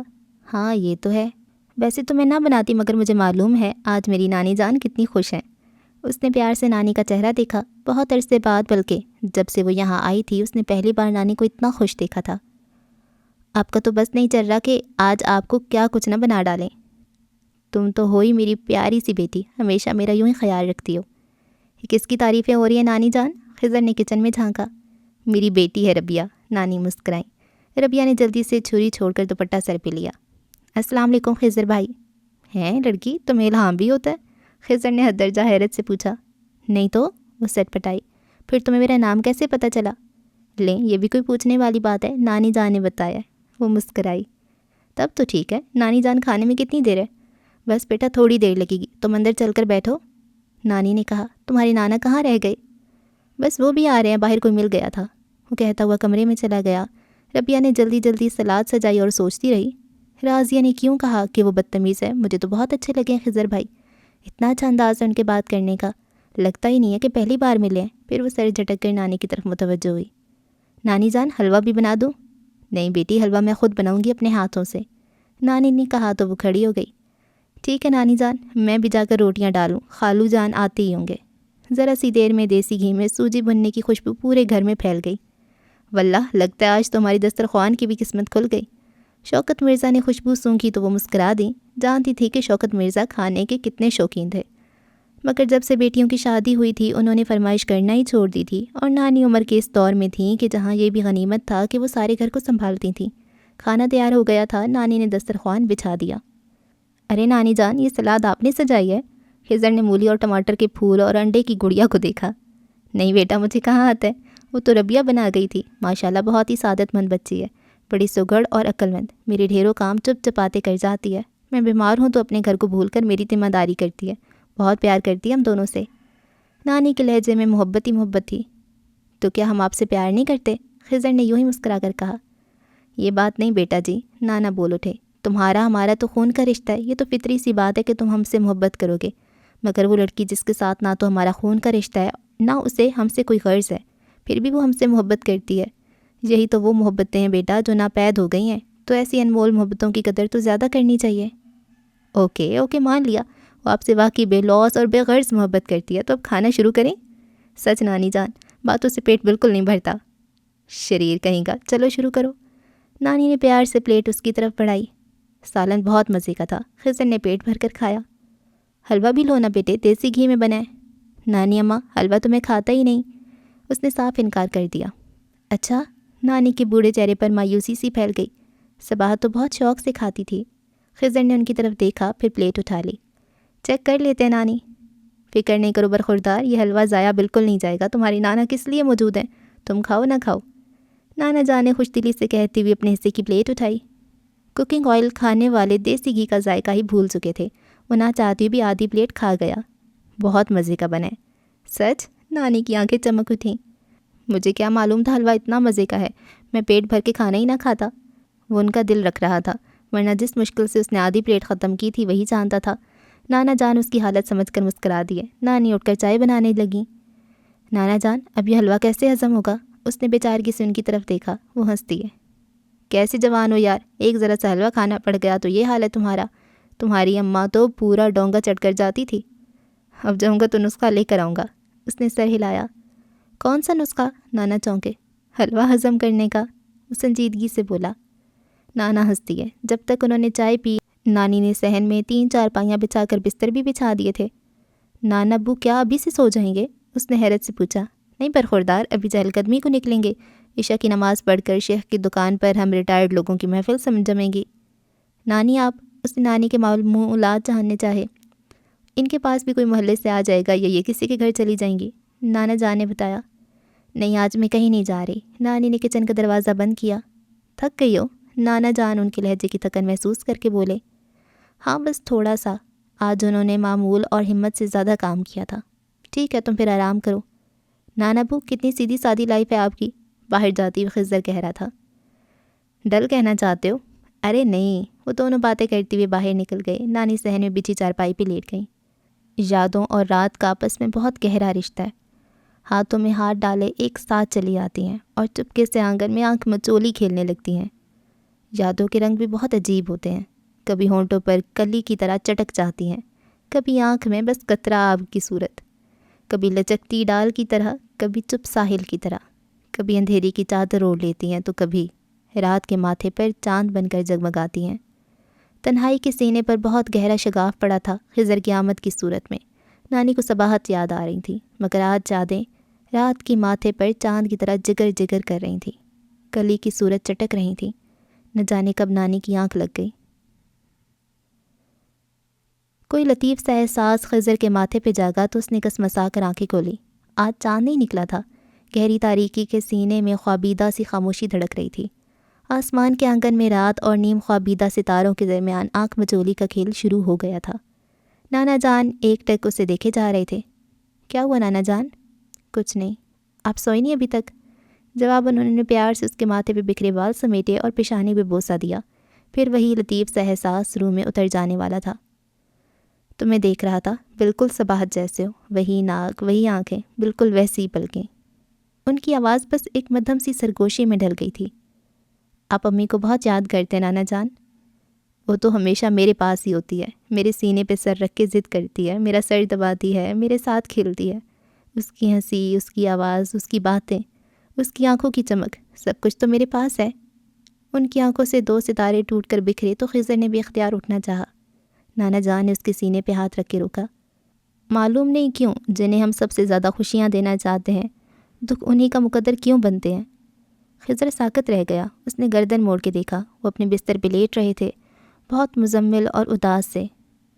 تو کیا یہ بے خبر نہیں؟ افق کے کناروں سے روشنی سبک روی سے بہہ نکلی تو آنگن کی دیواروں سے لپٹی تاریکی نے ہڑبڑا کر آنچل سمیٹا اور اجالے میں مدغم ہونے لگی۔ اوس میں بھیگی ہوا کی نرم سانسوں نے پتوں کو چھوا تو اس پہ محو خواب ننھی چڑیوں نے آنکھیں کھول دیں۔ خضر نے سردی محسوس کرتے ہوئے چادر کھینچنا چاہی تو ذرا کی ذرا آنکھیں کھولیں اور کسمسا کر کروٹ بدلی۔ آنگن چڑیوں کی چہچہاہٹ سے آباد ہو رہا تھا۔ دور کہیں مسجد سے نعتیں پڑھنے کی آواز آ رہی تھی۔ آنگن میں ہولے ہولے جھاڑو دیتی ربیہ نے اس کی آنکھیں کھولتے دیکھا تو یوں ہی جھاڑو ہاتھ میں پکڑے اس کے پاس آ گئی۔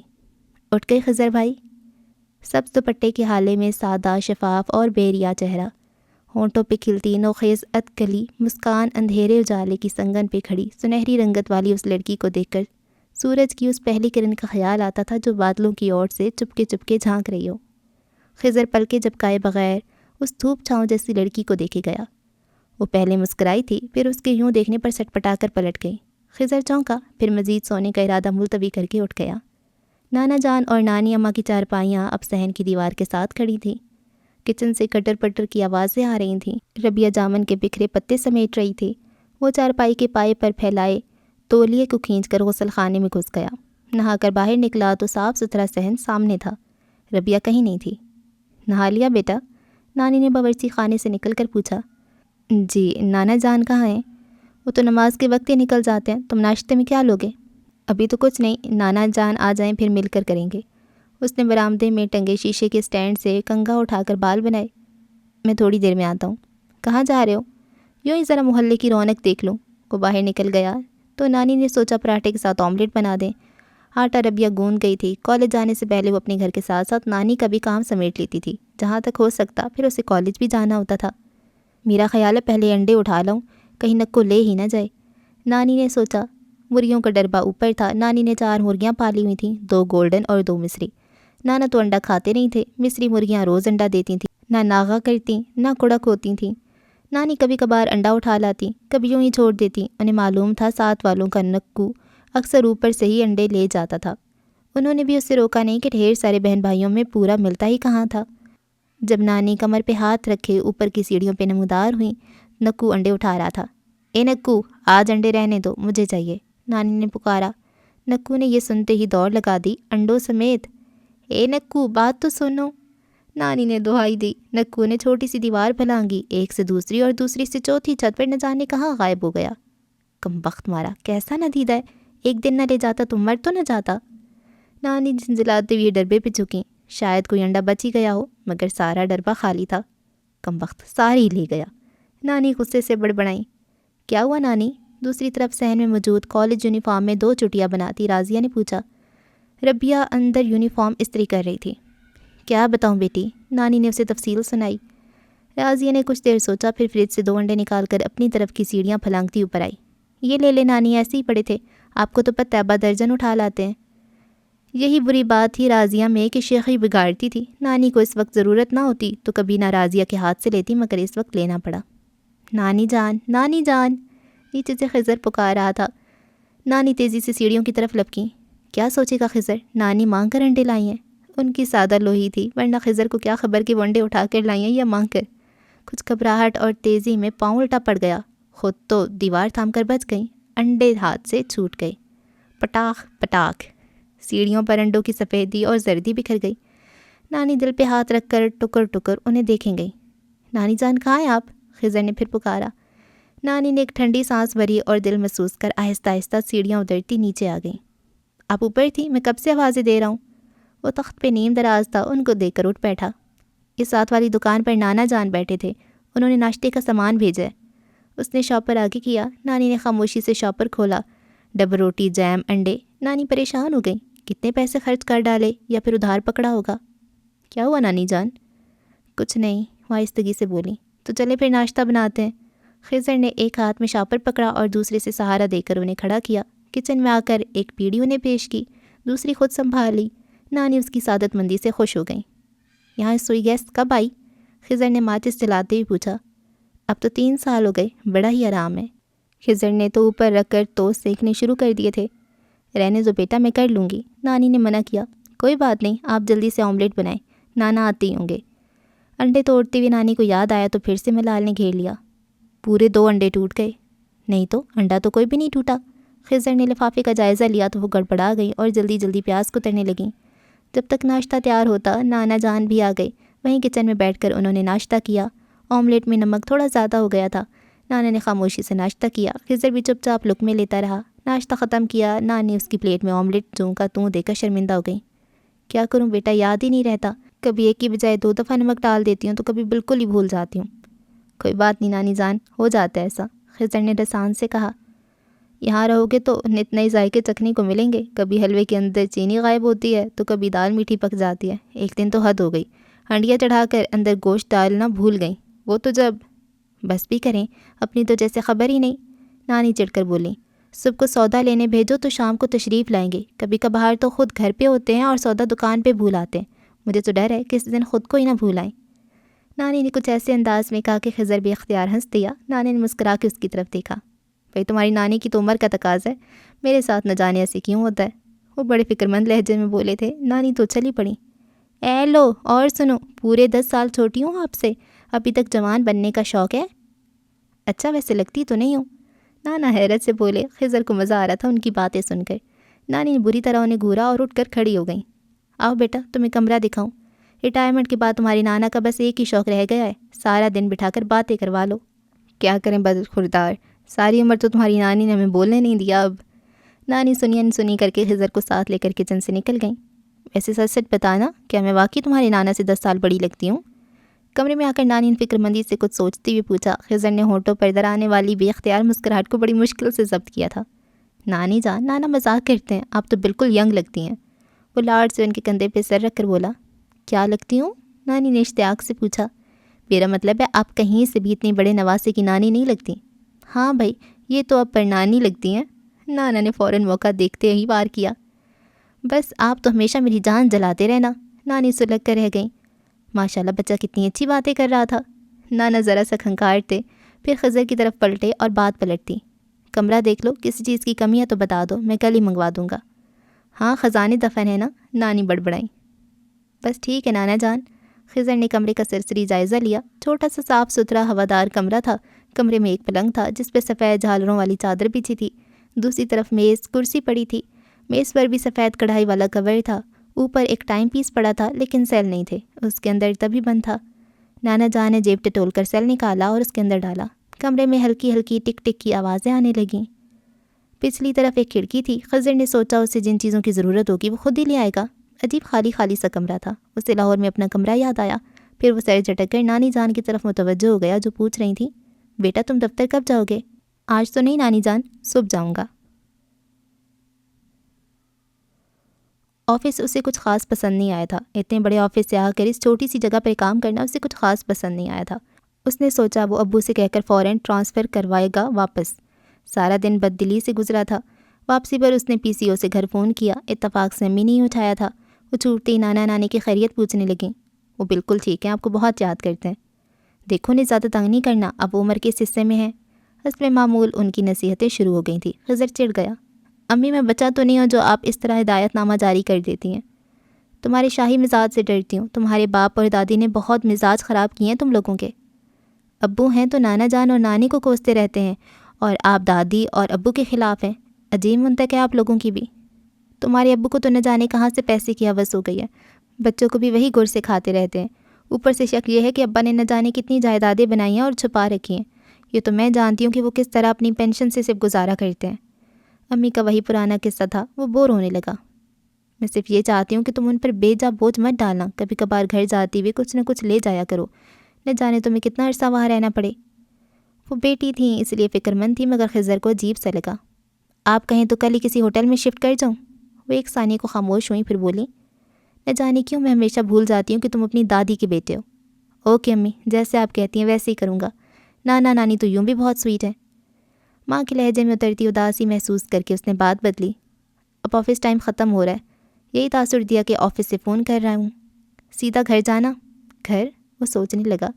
امی یہاں سے مارکیٹ جانا ہے، اپنے کمرے کے لیے بہت کچھ خریدنا ہے، بک ریک، قالین۔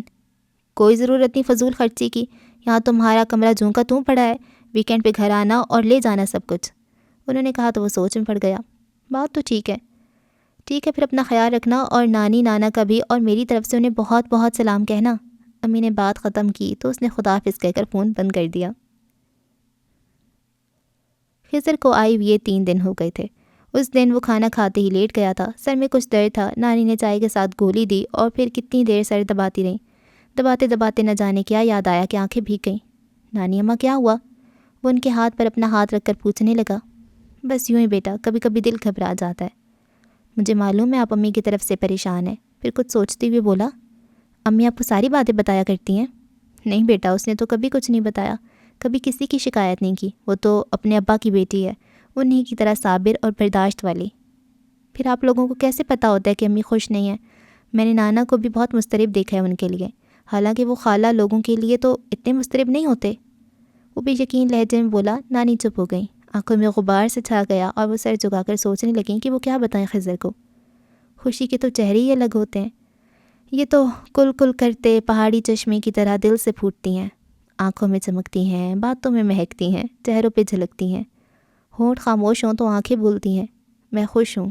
اور صباحت، اس کو تو میں نے کبھی ہنستے دیکھا ہی نہیں۔ اور خضر کیا سمجھ سکتا تھا؟ ایک ایسا تعلق، کیا بندھن تھا دلوں کے درمیان۔ میلوں دور بیٹھی بیٹی کا دل دکھتا تھا تو پانی ان پوری آنکھوں میں اتر آتا تھا۔ وہ وہاں بیمار ہوتی تھی تو رات بھر وہ لوگ کیوں مضطرب رہتے تھے؟ صباحت انہیں کچھ بتائے نہ بتائے وہ تو اسے پورے کا پورا پڑھ لیتے تھے۔ رات چپکے سے ڈھل گئی تھی۔ خضر نے انہیں خاموش دیکھ کر کروٹ بدل لی تو وہ خاموشی سے اٹھ کر اپنے بستر پہ آ گئیں۔ تبھی ربیہ آ گئی، آچھی گلابی دوپٹے اور سنہری کرن کے ساتھ۔ وہ عام طور پر اسی وقت آتی تھی۔ کھانا کھانے کے بعد خضر اور نانا ابا باہر نکل جاتے تھے، دوسری طرف سب لوگ ٹی وی کے سامنے مصروف ہو جاتے تو وہ یہاں آ جاتی اپنا اور نانی کا دکھ سکھ بانٹنے کو۔ طبیعت تو ٹھیک ہے خضر بھائی کی؟ آج چہل قدمی کو نہیں گئے؟ اس نے نانی کے پاس بیٹھتے ہوئے آہستگی سے پوچھا۔ ہاں بس ذرا سر میں درد تھا، گولی کھا کر لیٹ ہے۔ سو گئے ہیں کیا؟ ہاں شاید۔ اور تم یہ کیا اٹھائے پھر رہی ہو؟ کتنی بار سمجھایا رات کو ایسے کام مت کیا کرو، نظر کمزور ہو جاتی ہے، نانی نے ڈانٹا۔ پرسوں شادی ہے، راضیہ نے پہننا ہے وہاں، سارا دن تو وقت ہی نہیں ملتا۔ اس نے دھاگا سوئی میں ڈالا اور ٹانکے لگانے لگی۔ تو راضیہ خود لگا لیا کرے، سارا دن تو کسی کام کو ہاتھ نہیں لگاتی وہ۔ نانی کی بات پہ ربیہ مسکرا دی، پھر بات بدلنے کو اپنے کالج کی چھوٹی چھوٹی باتیں کرنے لگی۔ خضر جاگ رہا تھا مگر یوں ہی کروٹ لیے لیٹا رہا، بات کرنے کا دل نہیں چاہ رہا تھا، یوں ہی طبیعت بوجھل سی ہو رہی تھی۔ اگلی اتوار کو گھر جاؤں گی میں، ربیہ کہہ رہی تھی۔ تمہارا منگیتر؟ ہاں عاصم، کیا کرتا ہے آج کل؟ کچھ بھی نہیں نانی، بی اے کے بعد خوار ہو رہا ہے، کہیں نوکری ہی نہیں ملتی۔ خالہ بتا رہی تھی کہ آج کل وہ کوششوں میں ہے کہ باہر چلا جائے۔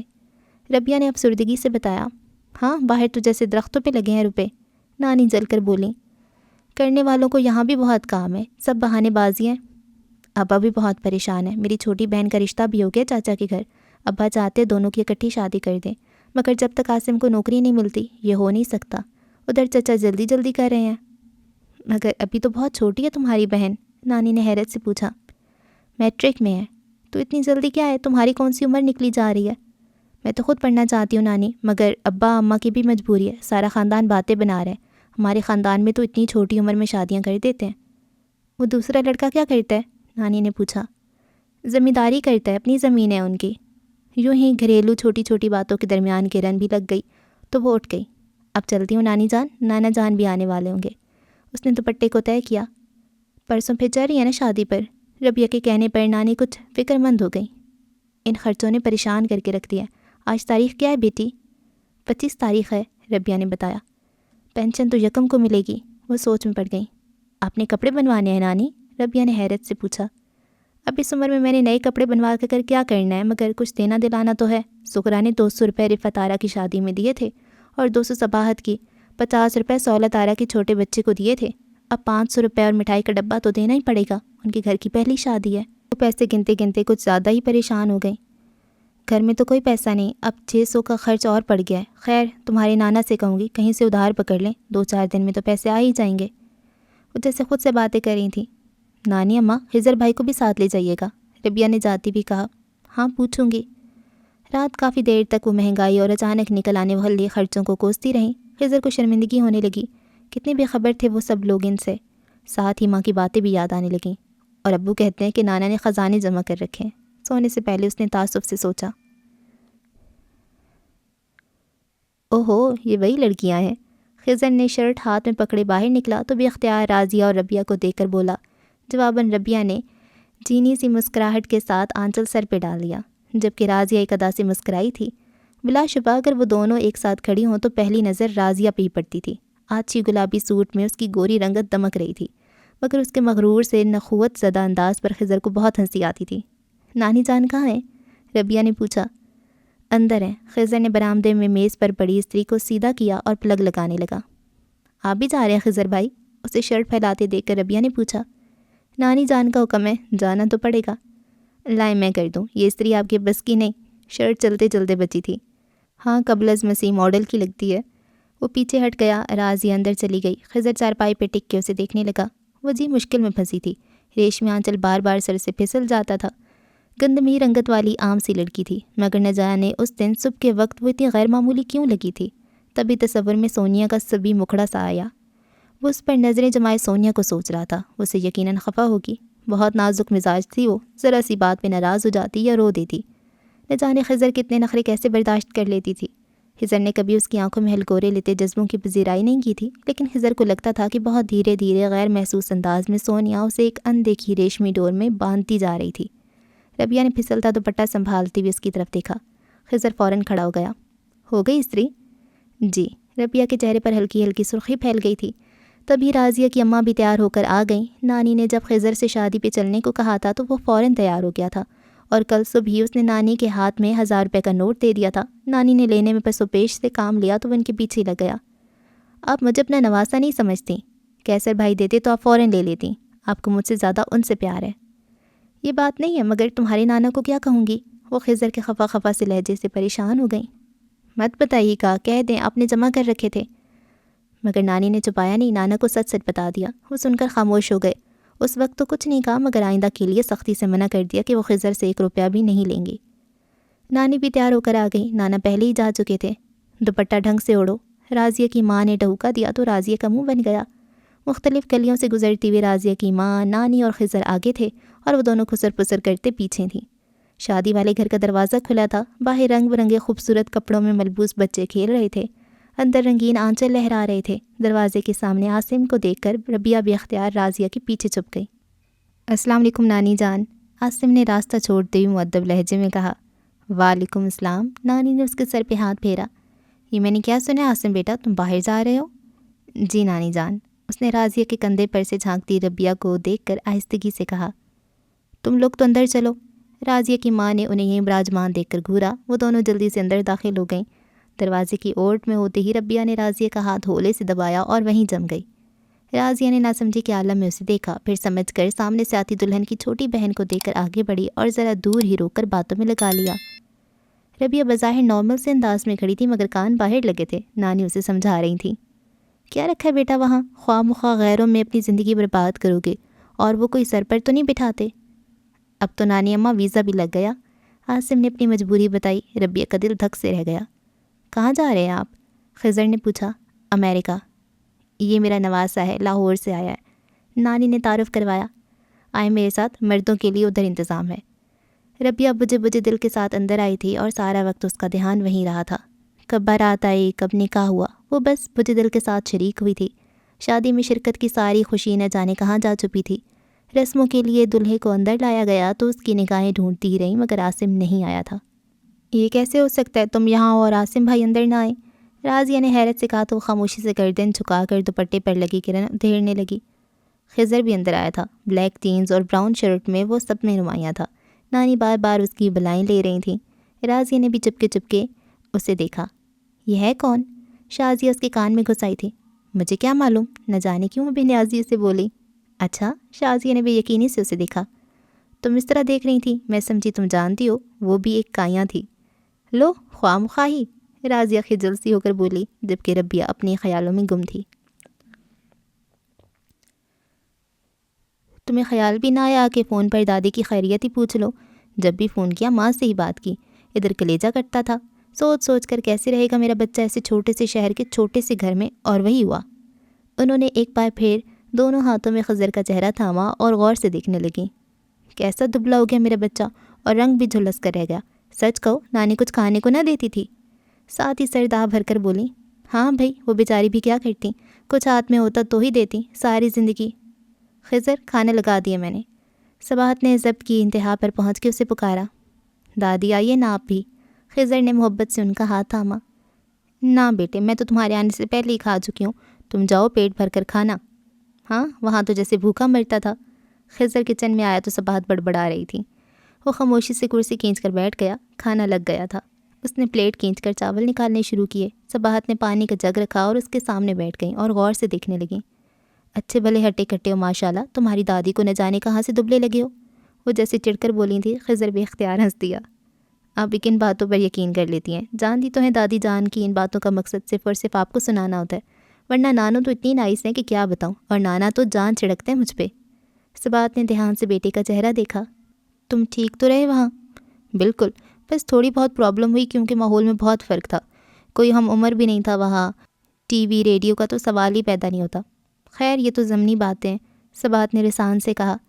جی ہاں، وہ لوگ تو محبتوں سے گندے ہوئے ہیں، تبھی تو پورا ہفتہ میں نے اتنے سکون سے گزار لیا۔ پھر کو سوچتی ہوئی بولا، ویسے امی ہمیں ایسا نہیں کرنا چاہیے تھا، وہ لوگ بہت تنہا ہیں، ہمیں آتے جاتے رہنا چاہیے تھا، اگر محلے والے اتنے اچھے نہ ہوتے تو کتنی مشکل لائف ہوتی ان کی۔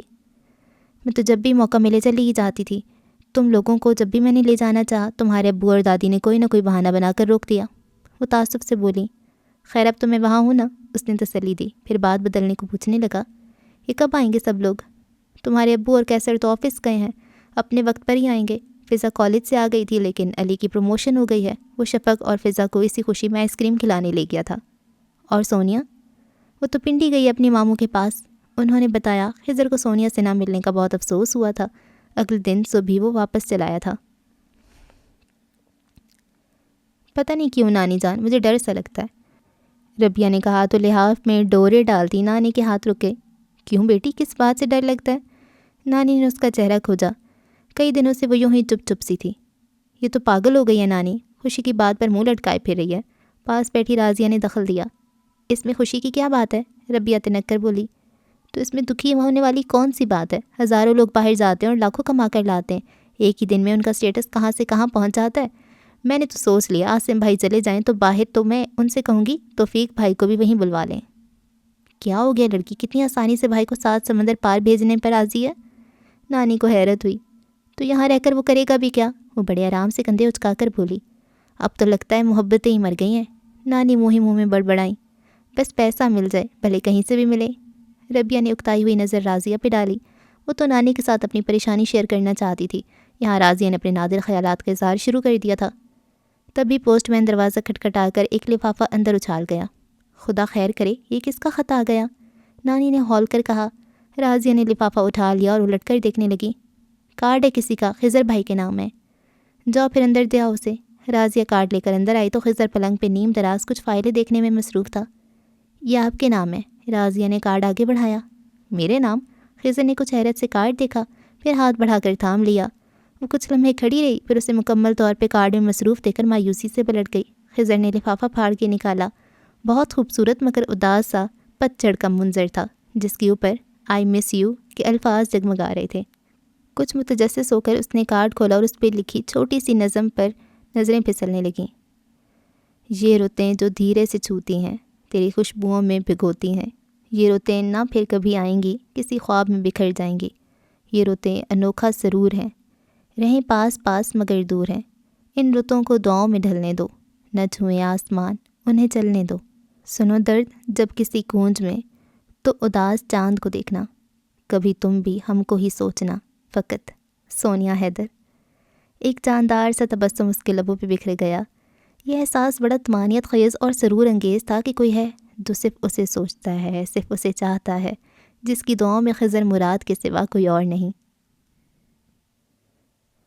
وقت بہت سست روی سے گزر رہا تھا۔ موسم کی تبدیلی نے ماحول پہ عجب بیزاری طاری کر دی تھی۔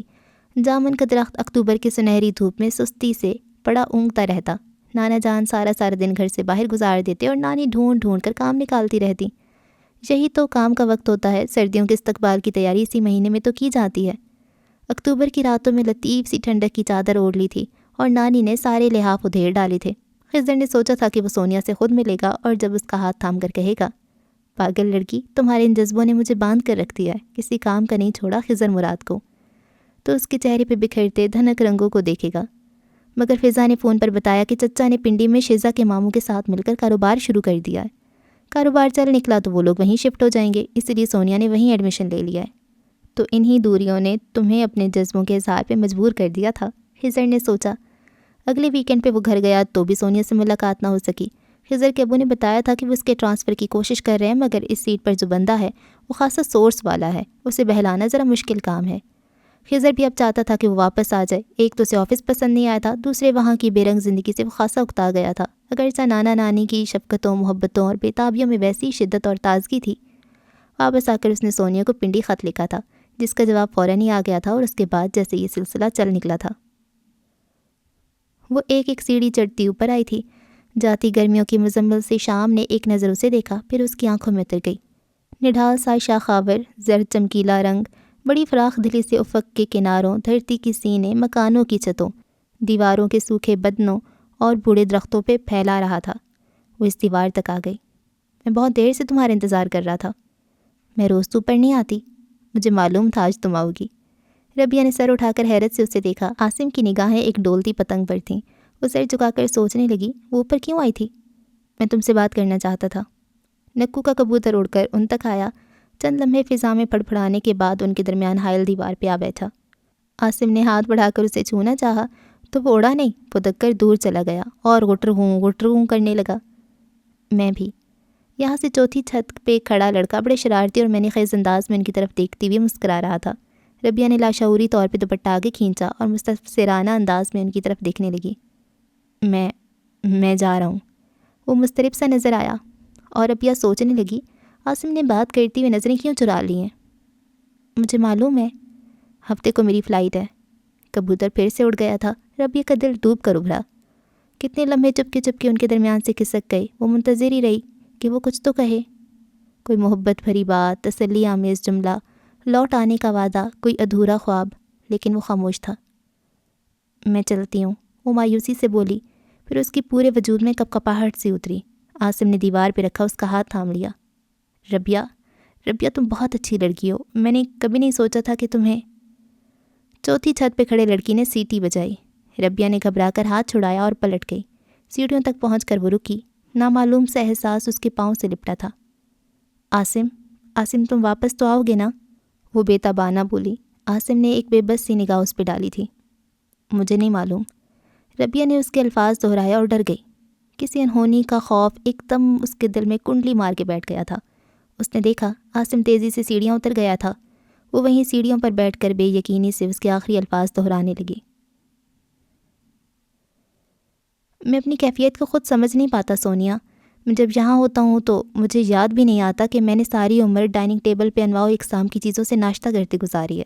میں نہایت سکون کے ساتھ کچن میں پیڑھی پر بیٹھ کر پراٹھا کھا جاتا ہوں۔ نانی کے ساتھ ان کے ماضی کی کہانیوں میں اترتی ہوئی کبھی خیال نہیں آیا کہ میں اپنا فارغ وقت ہمیشہ سونی کی hi fi remote control stereo پر انڈین انگلش نمبر سنتے ہوئے گزارتا تھا۔ نہ ویڈیو، نہ ڈش، حد ہے کہ ٹی وی تک نہیں۔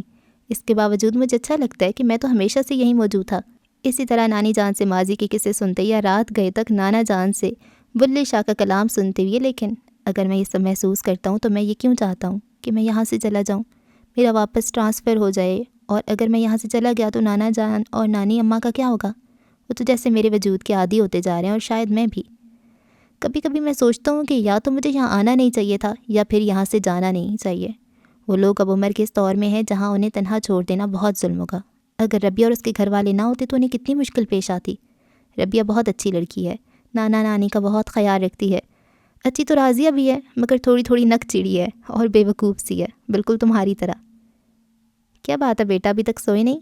ہلکی سی دستک کے بعد نانا اندر آئے تھے۔ آئیے نانا جان، خضر نے پیڈ بند کر کے میز پہ رکھا۔ اتنی جلدی نیند کہاں آتی ہے؟ اس لیے صبح آنکھ بھی نہیں کھلتی۔ کس کو خط لکھ رہے تھے؟ انہوں نے تو سرسری انداز میں پوچھا تھا۔ خضر گڑبڑا سا گیا، جانتا تھا نانا اس ٹائپ کے بندے نہیں۔ اچھا چھوڑو، میں تو یہ پوچھنے آیا تھا یہ ٹیلی فون کا کیا چکر ہے؟ ٹیلی فون لگ رہا ہے نانا جان؟ اس نے گویا معصومیت سے اطلاع دی۔ کیوں؟ ان کے چہرے پر سنجیدگی تھی۔ بہت پرابلم ہوتی تھی، اس نے سر جھکا کر کہا۔ تمہارے آفس میں فون موجود ہے، راستے میں کئی پی سی او بھی ہیں، پرابلم کیسی؟ حبت ستور سنجیدہ تھے۔ آخر حرج ہی کیا ہے؟ حرج ہے برخوردار، بہت حرج ہے۔ شوکت مرزا نے کبھی کوئی ایسا کام نہیں کیا جو بعد میں اس کے لیے تانا بن جائے۔ ان کے لہجے و انداز میں ہلکی ہلکی خفگی تھی۔ اس میں تانے والی کون سی بات ہے؟ یہ تو ایک ضرورت ہے۔ اور پھر خضر نے جرا کرنی چاہی، نانا اٹھ کر کھڑے ہو گئے۔ ہمیں اس کی ضرورت نہیں ہے بیٹا، تم یہ رہنے دو۔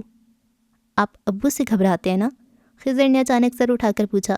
نانا کے چہرے پہ دکھ کی لہر ابھر کر ڈوبی۔ جب سب کچھ سمجھتے ہو تو کیوں اس عمر میں اپنے نانا کو باتیں سنوانے کا سامان کر رہے ہو؟ تمہارے نانا نے کبھی کسی سے کچھ نہیں مانگا خضر بیٹا، وہ تھکے تھکے لہجے میں بولے۔ ساری زندگی نانا جان آپ ان لوگوں کو دیتے رہے ہیں، بدلے میں انہوں نے آپ کو کیا دیا؟ یہ تنہائی میں سلگتے دن رات۔ داماد بیٹی کی جگہ نہیں ہوتا کیا؟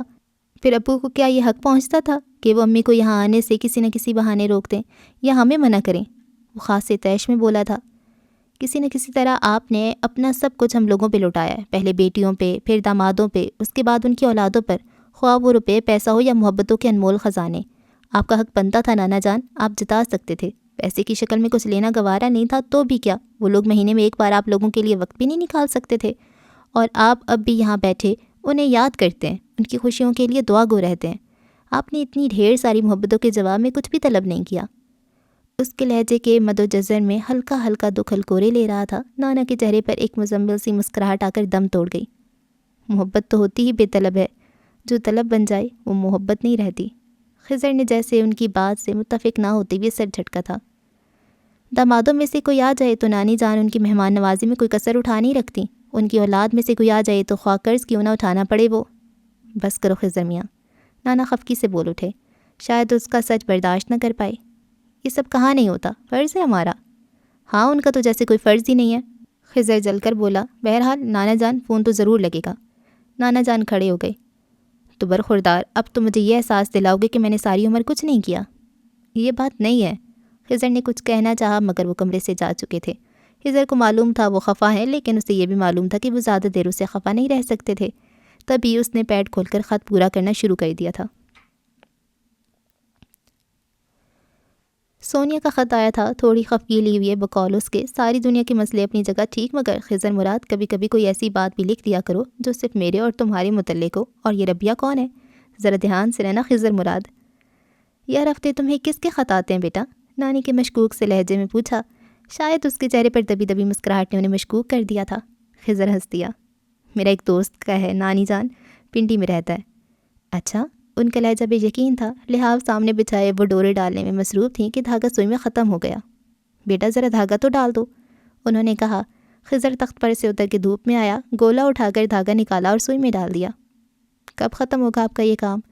نانی نے اینک اتار کر لحاف پہ رکھی۔ اب 2-4 زیادہ لحاف ہوں تبھی گزارا ہوتا ہے، سردیوں میں کبھی کوئی مہمان ہی آ جاتا ہے۔ اس عمر میں بھی آپ اتنا کام کرتی ہیں؟ خضر کے لہجے میں ستائش تھی۔ اب تو نظر ہی نہیں رہی بیٹا، ورنہ۔ اچانک فون گنگنا اٹھا۔ ہیں؟ نانی کے ہاتھ سے سوئی پھسل گئی، فوراً اٹھ کر خضر کے پیچھے لپکیں۔ بیل دیوار پار بھی گئی تھی۔ رازیہ آٹا گوندنے بیٹھی تھی، وہیں چھوڑ چھاڑ بھاگی۔ ہے کدھر کو؟ اس کی ماں یوں بھاگنے پر بکھلائی۔ ارے رازیہ خدا کی مارو تجھ پہ، یہ آٹا تیرا باپ گوند دے گا؟ میں گوند دیتی ہوں خالہ، چپ چپ بیٹھی ربیہ نے کہا۔ پر یہ کدھر کو بھاگی ہے؟ اب کوئی ننھی تو ہے نہیں؟ نانی کے ہاں گئی ہے فون کی بیل سن کر، ربیہ نے آہستگی سے وضاحت کی۔ فون؟ اماں کے کان کھڑے ہو گئے۔ نانی کے ہاں ٹیلی فون آ گیا؟ ربیہ نے اس بات میں سر ہلا کر آٹے میں پانی ڈال دیا۔ اچھا ذرا دیکھوں تو۔ اماں بھی فوراً اٹھ کر چل دی تھیں، اور ربیہ سوچنے لگی، عاصم کو گئے کتنا وقت گزر گیا، ابھی تک اس کی کوئی اطلاع ہی نہیں آئی۔ فون کا نمبر مل گیا، اب آپ کہیں بھی فون کر سکتی ہیں، خضر نے کہا۔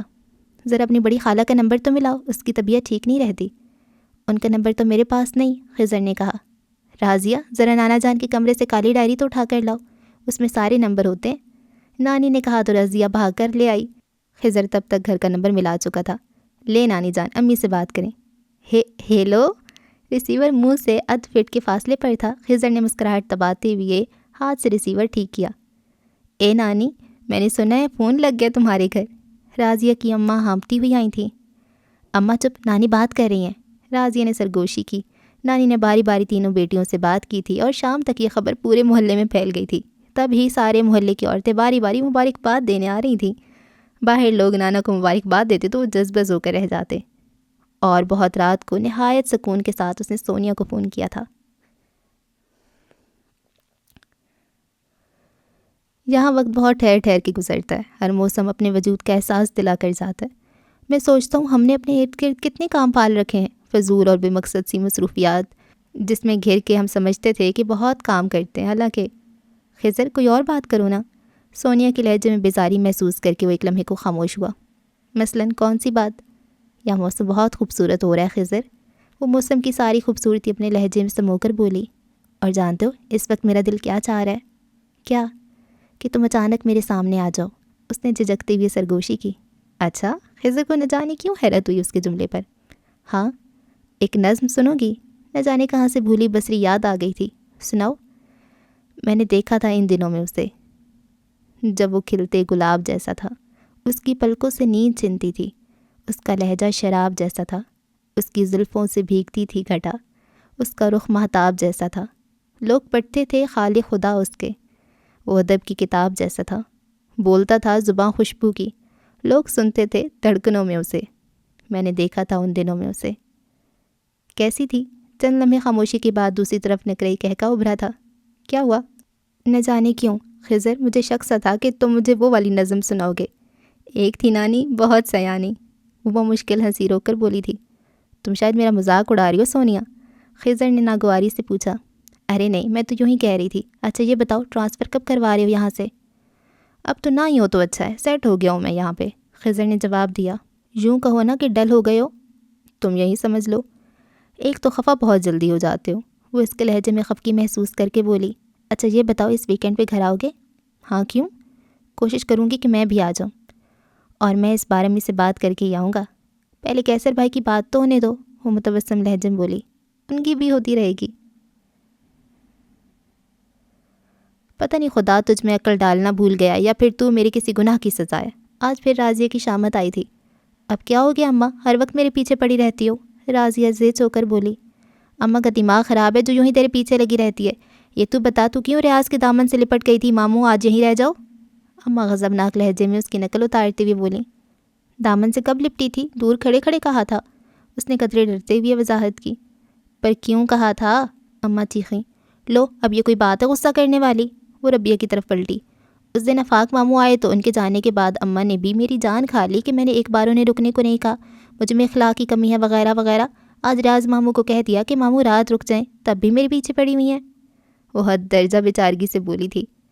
آفاق تیرا سگا ماموں ہے، 100 بار رکے یہاں، اور یہ ریاض، اس سے تو سارا خاندان ہی ڈرتا ہے، ایک بار کہہ دو تو ہفتہ ہفتہ بھر جانے کا نام نہیں لیتا۔ وہ تو شکر ہے کہ اسے کہیں آگے جانا تھا۔ ہاں تو مجھے کیا پتا کس کو کہنا ہے اور کس کو نہیں کہنا؟ وہ بات ختم کرنے کو کمرے میں جا گھسی تھی، تبھی ربیہ کی مامی ہانپتی کانپتی سر پہ چادر ڈالے چپل گھسیٹتی آ گئیں۔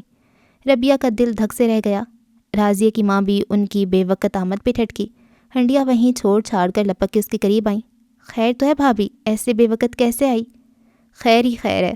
انہوں نے خوشی سے نہال ہوتے ہوئے ربیہ کو بازوؤں میں دبوچا اور اس کی بلائیں لینے لگی۔ ربیہ نے وہ مشکل اپنا آپ چھڑا کے دھیان سے ان کا چہرہ کھوجا۔ کسی انہونی کے خوف سے دل پتے کی طرح کانپ رہا تھا، مگر مامی کے چہرے پر بکھرے سارے رنگ خوشی کے تھے۔ ماشاءاللہ کیسی قسمت والی ہے میری بچی۔ کچھ بتاؤ بھی بھابھی، عاصم کی کوئی خیر خبر آئی ہے؟ راضیہ کی ماں نے جلدی سے پوچھا۔ راضیہ بھی باہر نکل آئی تھی۔ خط آیا عاصم کا؟ کیا لکھا عاصم بھائی نے؟ راضیہ نے جلدی سے پوچھا۔ خیر سے پہنچا نا وہاں، کوئی تکلیف تو نہیں ہوئی؟ راضیہ کی ماں نے پوچھا۔ بتاتی ہوں۔ وہ صحن میں بچھی چارپائی پہ ڈھیر ہوئیں۔ ارے بیٹی پانی تو پلاؤ، میں نے تو جیسے ہی خط سنا فوراً ادھر بھاگی آئی۔ اے ربیہ میری بچی، ادھر پاس بیٹھو نا میرے۔ انہوں نے کھینچ کر ربیہ کو پاس بٹھایا۔ راضیہ لپک کر پانی کا گلاس لے آئی جسے مامی فوراً چڑھا گئی۔ نہ صرف خیریت سے پہنچ گیا بلکہ اس نے پیسے بھی بھیجے، پورے 5000۔ 10 کی 10 انگلیاں کھڑی کر کے انہوں نے 5000 کا تصور واضح کرنے کی کوشش کی۔ ہیں؟ راضیہ کی ماں کے منہ سے نکلا، پھر احساس ہوا تو فوراً بولی۔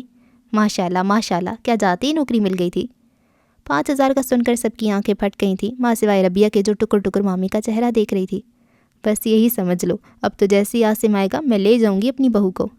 اماں میں نے کہا تھا نا توفیق بھائی کو بھی بھیج دو باہر، راضیہ منہ بنا کر بولی۔ مامی؟ ربیہ نے اچانک پوچھا۔ اس نے کچھ اور نہیں لکھا خط میں؟ ہیں؟ سب نے حیرت سے اس کی طرف دیکھا۔ کچھ اور؟ میرا مطلب ہے میرے بارے میں؟ مامی کھلکھلا کر ہنستی تھیں۔ خالہ نے بری طرح اسے گھورا کہ کیا دماغ الٹ گیا اس کا۔ راضیہ اسے کھینچ کر اندر لے گئی۔ دماغ تو ٹھیک ہے تمہارا، کیا پوچھے جا رہی ہو اپنی ساس سے؟ کیا سوچیں گی وہ، ایسی بے شرم بہو ہے ان کی؟ راضیہ نے لتاڑا۔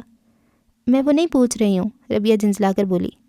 تم کیا سمجھتی ہو عاصم بھائی وہاں جاتی امریکی ہو گئے جو ابا کے نام خط لکھیں گے تمہارے متعلق پوچھیں گے؟ وہ اپنی ہانک رہی تھی۔ میرا یہ مطلب نہیں تھا۔ وہ انہونی ہو کیوں نہیں جاتی جس کا خوف کسی افریت کی طرح میری نیندوں میں اپنے پنجے گاڑے بیٹھے؟ عاصم کا وہ لہجہ، وہ انداز، یا خدا، وہ سر تھام کر رہ گئی تھی۔ موسم نے انگڑائی لی اور موسم سرما کسی پنچھی کی طرح گھر کی منڈیر پہ اتر آیا تھا۔ دن بھر لطیف سی ٹھنڈا کا احساس رہتا اور راتیں بند کمرے میں لحافوں میں گھس کر گزرنے لگیں۔ جامن کا پیڑ سر شام ہی خالی ہو جاتا تو سرد ہوا کی باہوں میں ٹھٹرتا ہوا چاند عین اس کی شاخوں میں چمکنے لگتا۔ صبح سورج کی کرنیں دھرتی کو چھوتیں تو قہر میں ڈوبے نیم مردہ پتے پھر سے سانس لینے لگتے۔ سارا دن سرد و خشک ہوائیں چلتی رہتی۔ سوکھی سردی ہے، مانو بیماریوں کا گڑھ ہے، نانی کہتی۔ ان کا لحافوں پر کام ختم ہو گیا تھا، اب فارغ وقت نہ کٹتا۔ ربیہ کو ادھر آنے کا وقت ہی نہ ملتا۔ چھوٹے دن ہو گئے تھے، کالج سے آتی تو گھر کے کاموں میں کھپ جاتی، پھر کالج کے کام علیحدہ تھے۔ راضیہ چکر لگاتی، پر نہ جانے کیوں اس کا دل تب تک ہی لگتا تھا جب تک خضر گھر میں موجود ہوتا۔ ادھر خضر گھر سے نکلتا اور ادھر راضیہ غائب، اور خضر تو جیسے یہیں کا ہو کر رہ گیا تھا۔ ہر روز تھیلے بھر بھر کر لاتا، کبھی سبزی، کبھی فروٹ، کبھی گوشت، قیمہ وغیرہ۔ نانا جذبز ہوتے رہتے۔ ایک دن پوچھ ہی بیٹھے، میاں تمہاری تنخواہ کتنی ہے؟ اتنی ہی ہے نانا جان، جتنی اس گریڈ کی کسی بھی افسر کی ہوتی ہے، اس نے حیرت سے جواب دیا۔ تو پھر یہ سب؟ وہ حیرت سے گویا ہوئے، اس مہنگائی کے دور میں اتنا کچھ بچاتے نہیں ہو؟ وہ ہنس دیا۔ نانا جان، اس مہنگائی کے دور میں صرف تنخواہ میں گزارا کس کا ہوتا ہے؟ تو پھر؟ نانا کی سرد و سنجیدہ نگاہیں اس کے چہرے پہ جم گئیں۔ خضر نے جواب نہیں دیا، یوں ہی باہر نکل گیا۔ نانا سر جھکا کر تعصب سے بولے، یہ صباحت نے اپنے بچوں کی تربیت کس طرح کی ہے؟ صباحت بیچاری کیا کرے، یہ ساری تربیت تو دادی اور باپ کی ہے۔ صباحت پر تو پہلے ہی الزام ہے کہ وہ بچوں کو بگاڑتی ہے، ان کی ترقی کی راہ میں رکاوٹ بنتی ہے۔ نانی چمک کر بولی، ہم نے بہت غلط فیصلہ کیا تھا صباحت کی زندگی کا۔ نانا کو آج کسی بڑے خسارے کا احساس ہوا تھا۔ یہ تو قسمت کا فیصلہ تھا میاں، ورنہ ہم نے تو دیکھ بھال کر ہی اپنی بچی اس کے حوالے کی تھی۔ نانی کی لہجے میں گہرے دکھ کا احساس الکورے لے رہا تھا، اور نانا سوچ رہے تھے وہ خضر کو کیسے ایک روشن رستے کی طرف بلائیں۔ نیکی کی نسبت برائی میں بڑی کشش ہوتی ہے، چاروں طرف سے بندے کو گھیر کر مسحور کر دیتی ہیں۔ یہ تو بعد میں معلوم ہوتا ہے کہ یہ روشن رستہ کسی تاریک منزل پہ جا نکلتا ہے، اور جب نگاہیں تیز روشنیوں سے چکا چوندھ ہو رہی ہوں تو انسان کچھ بھی سنتا گوارا نہیں کرتا۔ اور وہ خضر کو خود سے بدظن کرنا نہیں چاہتے تھے۔ یوں لگتا تھا جیسے قدرت نے خضر کو یہاں بے مقصد نہیں بھیجا۔ خضر گھر گیا تھا مگر سونیا نہیں آ سکی۔ اس سے پہلے کہ وہ امی سے اس سلسلے میں بات کرتا، فضا نے اسے گھیر لیا۔ تیار ہو جائیں بھائی، آپ کی وارنٹ گرفتاری جاری ہونے والے ہیں۔ کیا مطلب؟ خضر اس کی شوخ لہجے پہ چونکا۔ فضا تم جاؤ یہاں سے، میں خود خضر سے بات کر لوں گی۔ صباحت نے کہا تو فضا مسکراتی ہوئی اس کے کان پہ جھکی۔ اس خوشی میں ٹریٹ ہوگی بھائی، اور وہاں سے کھسک گئی۔ یہ فضا کیا کہہ رہی ہے امی؟ خضر نے ان کی بات سے مگ پکڑا۔ صباحت اس کے سامنے بیٹھی۔ میں نے تو کہا تھا تمہارے ابو سے کہ پہلے بیٹے سے رائے لے لو، مگر کس سلسلے میں امی؟ تمہارے ابو نے تمہاری بات طے کر دی ہے۔ کیا؟ خضر کے ہاتھ سے مگ پھسلتے پھسلتے بچا تھا۔ کس سے طے کر دی اور مجھ سے پوچھے بغیر؟ وہ حد درجے خفا تھا۔ سونیا سے، انہوں نے بتایا۔ اس انکشاف پر وہ کچھ لمحے یوں ہی بیٹھا رہا، پھر سنبھل کر بولا، لیکن کیسر بھائی سے پہلے میری بات کیسے طے ہو سکتی ہے؟ کیسر کی بھی بات چل رہی ہے، تمہارے ابو کے دوست کی بیٹی افشاں۔ خضر کو وہ کچھ اداس سی لگیں۔ ابو نے آپ سے مشورہ کیا تھا؟ کسی خیال کے تحت خضر نے پوچھا۔ وہ نظریں چرا کر بات بدل گئیں۔ میں نے دیکھا ہے افشاں کو، اچھی خوبصورت اور امیر لڑکی ہے، تمہارے ابو بہت تعریفیں کرتے ہیں اس کے خاندان کی، اور سونیا تو میری دیکھی بھالی لڑکی ہے۔ وہ خود کو خوش پوز کر رہی تھی، لیکن خضر کو احساس ہو گیا تھا کہ وہ خوش نہیں ہے۔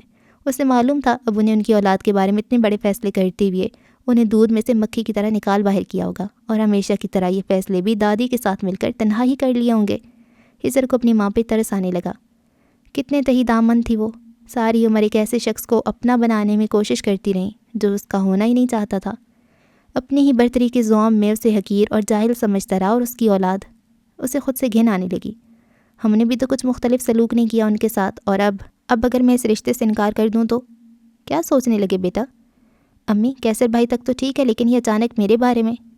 تمہارے چچا کا کاروبار چل نکلا ہے، بلکہ انہوں نے وہاں ایک کوٹھی بھی خرید لیا، اور سونیا ان کی اکلوتی بیٹی ہے، اور انہیں تمہارے چھوٹے چچا کی علی کی طرف سے بھی خطرہ تھا کہ وہ لوگ کہیں پہلے بات نہ کر لیں۔ انہوں نے مختصر لفظوں میں کچھ بھی چھپاتے بغیر سب کچھ کہہ دیا تھا۔ اوہ، تو یہ بات ہے۔ وہ ایک طویل سانس لے کر سیدھا ہو بیٹھا۔ چائے ٹھنڈی ہو گئی تھی، اور میں یہ سمجھتا رہا کہ ہمارے ابو کا شمار بھی ان لوگوں میں ہونے لگا جو اپنی اولاد کی خوشیاں بن کہے جان لیتے ہیں۔ خوشی؟ صباحت چونکی۔ تو کیا سونیا تمہاری بھی خوشی ہے؟ میرا مطلب ہے امی، میں تو… وہ گڑبڑا سا گیا۔ بتاؤ نا خضر بیٹا، میں تو اس بات پہ خوش ہو لوں گی کہ میرے بیٹی کی خوشی پوری ہو رہی ہے۔ انہوں نے اتنی امید اور بےتابی سے پوچھا کہ وہ بے اختیار اس بات میں سر ہلا گیا۔ شکر ہے خدا کا۔ انہوں نے خضر کی پیشانی پر پیار کیا۔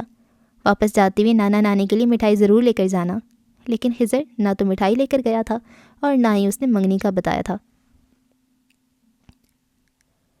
شام کی حویلی میں صبح کے مہکنے کی بے یقین سی باتیں، کچھ عذاب ماضی کے گفتگو کا موضوع تھے، کچھ سوال خوابوں کے، کچھ خواب آنکھوں کے مشترک سے جذبوں کے۔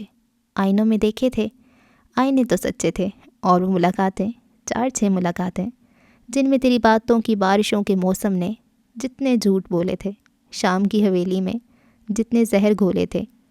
تیرا بے وفا لہجہ دھیان میں جب آتا ہے تب سوال کرتی ہوں، میری عمر کی راتیں، ایک برس کے عرصے میں 4-6 ملاقاتیں۔ 1 2 3 اور چوتھی بار بھی اس نے وہ خط پڑھا تھا، یہ خط جو عاصم نے پہلی اور آخری بار اسے لکھا تھا۔ ہر بار پڑھنے کے بعد بھی اس کا مفہوم وہی نکلتا تھا۔ ربیہ نے مٹھی بھینچ لی، کاغذ چرمرا کر رہ گیا۔ باہر سرد سی خاموشی تھی، یوں تو سر شام ہی سب لوگ کمروں میں گھس جاتے تھے، مگر آج یہ خاموشی سہمی سہمی سی تھی۔ نہ تو خالہ کے بولنے کی آوازیں آ رہی تھی اور نہ راضیہ کی۔ توفیق اور خالو بھی چپ تھے۔ ربیہ باہر نکل آئی، خالو اور توفیق چارپائی پہ بیٹھے تھے۔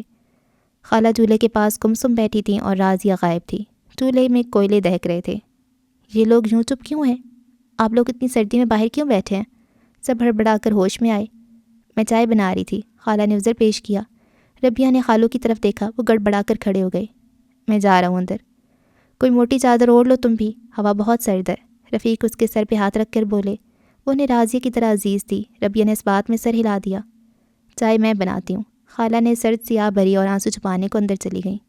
ربیہ نے دہکتے انگاروں پہ نگاہ جما کر سوچا، ہمیں اتنا نہیں سوچنا چاہیے اور پریشان ہونا چاہیے۔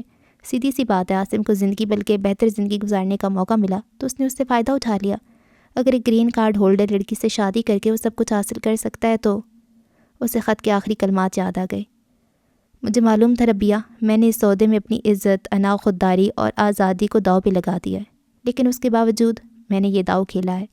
پہلے میں نے سوچا کیا مشکل ہے دھوکہ دینا، ایک طویل عرصہ تک تم لوگوں کو معلوم بھی نہ ہوتا، لیکن پھر مجھے لگا میں تمہیں دھوکہ نہیں دے سکتا۔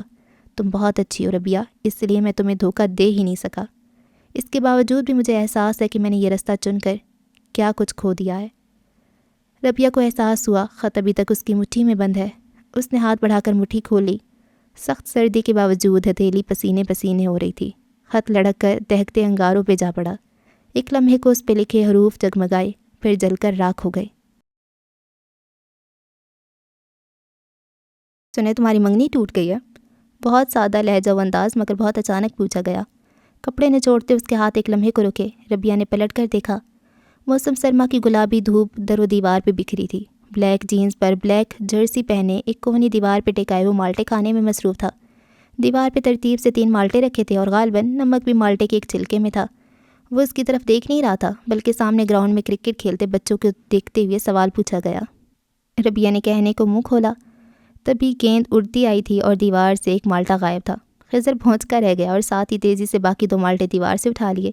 ربیہ نے بے اختیار منہ پر ہاتھ رکھ کر ہنسی روکی تھی۔ نیچے شور مچا تھا، بھائی جان ہماری گیند دے دیں۔ بھائی جان پتہ نہیں کس خیال میں تھے کہ ہاتھ میں پکڑا مالٹا دیوار پہ پار اچھالا اور جھک کر گیند اٹھا لی۔ مالٹا کھاؤ گی؟ نہایت بے تکلفی سے پوچھا۔ ربیہ حیرت سے کبھی اس کے ہاتھ کو کبھی چہرے کو دیکھ رہی تھی، اور جب احساس ہوا کہ وہ مذاق نہیں کر رہا بلکہ مذاق بن گیا ہے تو بے اختیار کھلکھلا کر ہنستی۔ نگاہ بھٹک کر اپنے ہاتھ پر گئی۔ لا حول ولا قوت۔ اس نے خجل سا ہو کر گیند باہر اچھالی اور آخری مالٹا بھی وہیں دیوار پہ ٹکا کر اس کی طرف آ گیا۔ بہت ہنسی آ رہی ہے؟ جی نہیں۔ وہ رخ پھیر کر جلدی جلدی کپڑے ڈالنے لگی۔ کیا منگنی ٹوٹ جائے تو لوگوں کے گھروں میں جانا بھی چھوڑ دیتے ہیں؟ میں نے تو نہیں چھوڑا۔ ربیہ بی بی، پچھلے 5 دنوں سے میں نے آپ کو گھر آتے نہیں دیکھا۔ نانیاں لگاہیں بھرتی رہتی ہیں، حالانکہ اتنی سردی میں یہ سرد آئیں کچھ ضرورت تو نہیں تھتی، لیکن تمہارا بھی آج کل یہی مشغلہ تو نہیں؟ وہ دونوں ہاتھ آپس میں رگڑتے ہوئے کہہ رہا تھا۔ تو باپ کتنا بولتے ہیں خضر بھائی، اور میں تو اکثر ہی آتی ہوں، ربیہ نے مسکراتے ہوئے کہا۔ کب؟ غالباً آپ آفس میں ہوتے ہیں اس وقت۔ تو پھر جب بھی آیا کرو اپنی رونی صورت گھر بھولایا کرو، نانی کا دل خراب ہو جاتا ہے۔ منگنی ٹوٹ جانا اتنا بڑا حادثہ بھی نہیں ہوتا، خضر ہلکے پھلکے انداز میں بولا۔ معلوم ہے مجھے، جو میری قسمت میں تھا ہو گیا، مجھے کوئی افسوس نہیں ہے۔ وہ بالٹی اٹھا کر نیچے اتر گئی۔ That's good. وہ پلٹا پھر ٹھٹک گیا۔ تیسرا مالٹا اپنی جگہ سے غائب تھا اور نیچے بچے شور مچا رہے تھے، بھائی جان ہماری گیند دے دیں۔ سردی کی تیز لہر نے کائنات کو اپنی لپیٹ میں لے لیا۔ دھرتی ٹھٹر کے رہ گئی۔ اس کے ساتھ ہی نانا ابا کو نزلہ زکام اور چھینکیں آنا شروع ہو گئیں۔ آپ کو کوئی یاد کرے نانا ابا؟ خضر نے شریر سے لہجے میں کہا۔ اس عمر میں کون یاد کرے گا ان کو؟ نانی جان انگیٹھی میں کوئلے دہکا کر لائی تھی۔ نانا جان مسکرا دیے۔ کمرے میں دھوئیں کی بو پھیل گئی تھی۔ نانا جان ہیٹر نہیں ہے گھر میں؟ اس نے ناک سے کوڑی۔ ہم دونوں کے لیے تو یہ انگیٹھی کافی ہے، لیکن لگتا ہے، درمیان میں چھینک آ گئی، لگتا ہے آج تمہاری نانی نے کوئلے ٹھیک طرح سے دہکائے نہیں، تبھی کمرے میں دھواں ہو گیا ہے۔ کوئی ایک رہ گیا ہوگا۔ نانی نے ماتھے پر ہاتھ کا چھجا بنایا اور دھواں دیکھنے کی کوشش کرنے لگی۔ نانا جان آپ نے دوائی لی؟ خضر نے پوچھا۔ بیٹا لے لی تھی، اب تم جا کر سو جاؤ، کافی رات ہو گئی ہے۔ اس دن تو بات یوں ہی ختم ہو گئی، لیکن جو سردیاں بڑھ رہی تھیں نانا کا مرض بھی بڑھ رہا تھا۔ کبھی کبھی تو ان کا سانس رکنے لگتا۔ آپ کسی اسپیشلسٹ کو دکھائیں، خضر زور دیتا۔ بیٹا یہ تو ہر سردی میں ہوتا ہے، ذرا ٹھنڈ لگ جائے تو یوں ہی حالت ہوتی ہے، اور پھر یہ ڈاکٹر بھی اچھا ہے، میری حالت سمجھتا ہے۔ وہ ٹال جاتے۔ نانی ساری رات ان کے ساتھ جاگتی رہتی، کبھی گرم پانی کر کے دیتی، کبھی تیل گرم کر کے مالش کرتی۔ دن چڑھتا تو وہ دھوپ میں چارپائی ڈالے، موٹا کمبل، موٹی جرسی جرابیں، دستانے پہنے لیٹے رہتے۔ ڈاکٹر کہتا تھا سردی سے بچیں، گرم اشیاء کھائیں، خشک میوہ جات استعمال کریں۔ خضر نے سب چیزوں کے ڈھیر لگا دیے۔ انگیٹھی کے باوجود کمرہ زیادہ گرم نہ ہوتا تھا۔ خضر نے سوچا جیسے کچھ پیسے بنے ہیٹر خرید لے گا۔ نانی بیچاری اس عمر میں رات کو جاگتی، دن میں سر پہ پٹی باندھ کر اونگتے ہوئے گھر کے کام نپٹاتی۔ ربی اپنے گھر چلی گئی تھی کچھ دنوں کے لیے۔ راضیہ کے وہی طریقے تھے، خضر کی موجودگی میں کام ورنہ غائب۔ خضر کی کوشش ہوتی کہ وہ اپنے زیادہ کام خود ہی نپٹا لیا کرے۔ سونیا کا فون آتا تو وہ اسے بتاتا، وہ ہمت بندھاتی، پھر ادھر ادھر کی باتیں شروع کر دیتا۔ خضر اکتا جاتا، اور بھی غم ہے زمانے میں محبت کے سوا۔ اس شام وہ بہت خوش لوٹا تھا۔ جیب میں 5,000 روپے تھے، محض ایک فائل پہ سائن کرنے کی بدولت۔ اسے احساس ہوا کہ نانا ابا نے ساری عمر کچھ نہیں کیا۔ نانی حسب معمول انگیٹھی میں کوئلہ دہکا لائی تھی۔ نانا بلحاف میں دب کے دونوں ہاتھ باہر نکالے آگ تاپ رہے تھے۔ انگیٹھی کے پاس ہی چلغوزوں کے چھلکوں کی چھوٹی سی ڈھیری تھی۔ آج نانا کی طبیعت بہتر تھی۔ بڑے تواتر اور سر میں بلے شاہ کا کلام سنا رہے تھے، جیسے کسی گہرے گیان میں ہوں۔ آنکھیں بند کر کے ایک جذب میں کلام پڑھتے تھے۔ صبح میں ہیٹر لے آؤں گا نانا جان، بہت آرام رہے گا اس سے آپ کو۔ نانا جان نے ایک لمحے کو آنکھیں کھولی، اس بات میں سر ہلاتے ہوئے مسکرائے اور پھر کسی گیان میں اتر گئے۔ الف اللہ نال رتا دل میرا، مینوں بے دی خبر نہ کائی۔ خضر اٹھ کے باہر چل دیا۔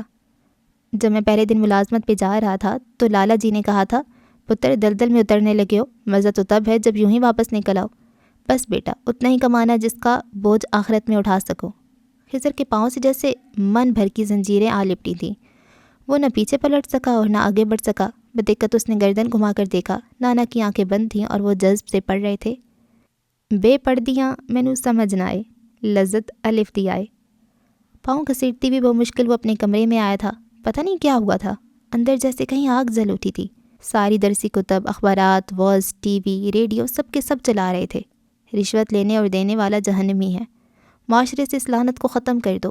اگر کبھی کچھ نہ ہوا تھا، وہ یوں ہی الول اعلان لیتا بھی تھا اور دیتا بھی، تو پھر آج کیا ہوا؟ بس ایک جملے نے اس کے اندر باہر کی دنیا کو تلپٹ کر دیا تھا۔ حرام کیا ہے، حلال کیا، اس نے تو کبھی نہ سوچا تھا۔ پھر آج یہ آگہی کیسی؟ اس دنیا میں اتنا ہی کمانا جس کا بوجھ آخرت میں اٹھا سکو۔ اس کے جیب کے اندر انگارے دہکنے لگے تھے۔ اس نے ہاتھ ڈال کر روپے نکالے، ایک لمحے کو پھٹی پھٹی نگاہوں سے دیکھا اور پھر یوں ہاتھ چھٹکا جیسے یہ سچ مچ انگارے ہوں۔ نوٹ یہاں وہاں بکھر گئے اور خود وہ اپنے کمرے سے نہیں، گھر سے بھی نکل گیا تھا۔ تبدیلی تو آئی تھی اور شاید خارجی نہیں باطنی تھی۔ اس کے شب و روز غیر محسوس طور پہ تبدیل ہونے لگے تھے۔ صبح دیر تک لحاف میں لیٹنے والا سورج کی پہلی کرن کے ساتھ جاگنے لگا تھا۔ ایک دن پہلے سونیا کا فون آیا تھا، کل میں آ رہی ہوں، تم ضرور آنا۔ اس کا ارادہ تھا جانے کا، مگر بے خوابی کی بنا پر نانی کو بخار ہو گیا تھا، وہ جا ہی نہ سکا۔ یہ کیا نانی جان، چپ کے بخار چڑھا لیا؟ وہ ان کی چارپائی پہ بیٹھ کے سر دبانے لگا۔ ہاں میاں، اتنے دن ہماری خدمت کی ہے، اب بدلہ لے رہی ہوں، نانا مسکرائے۔ شکر کرو بیٹا مجھے بخار ہوا ہے، اگر ان کو ہوتا تو اب تک سارے محلے کو خبر ہو جاتی۔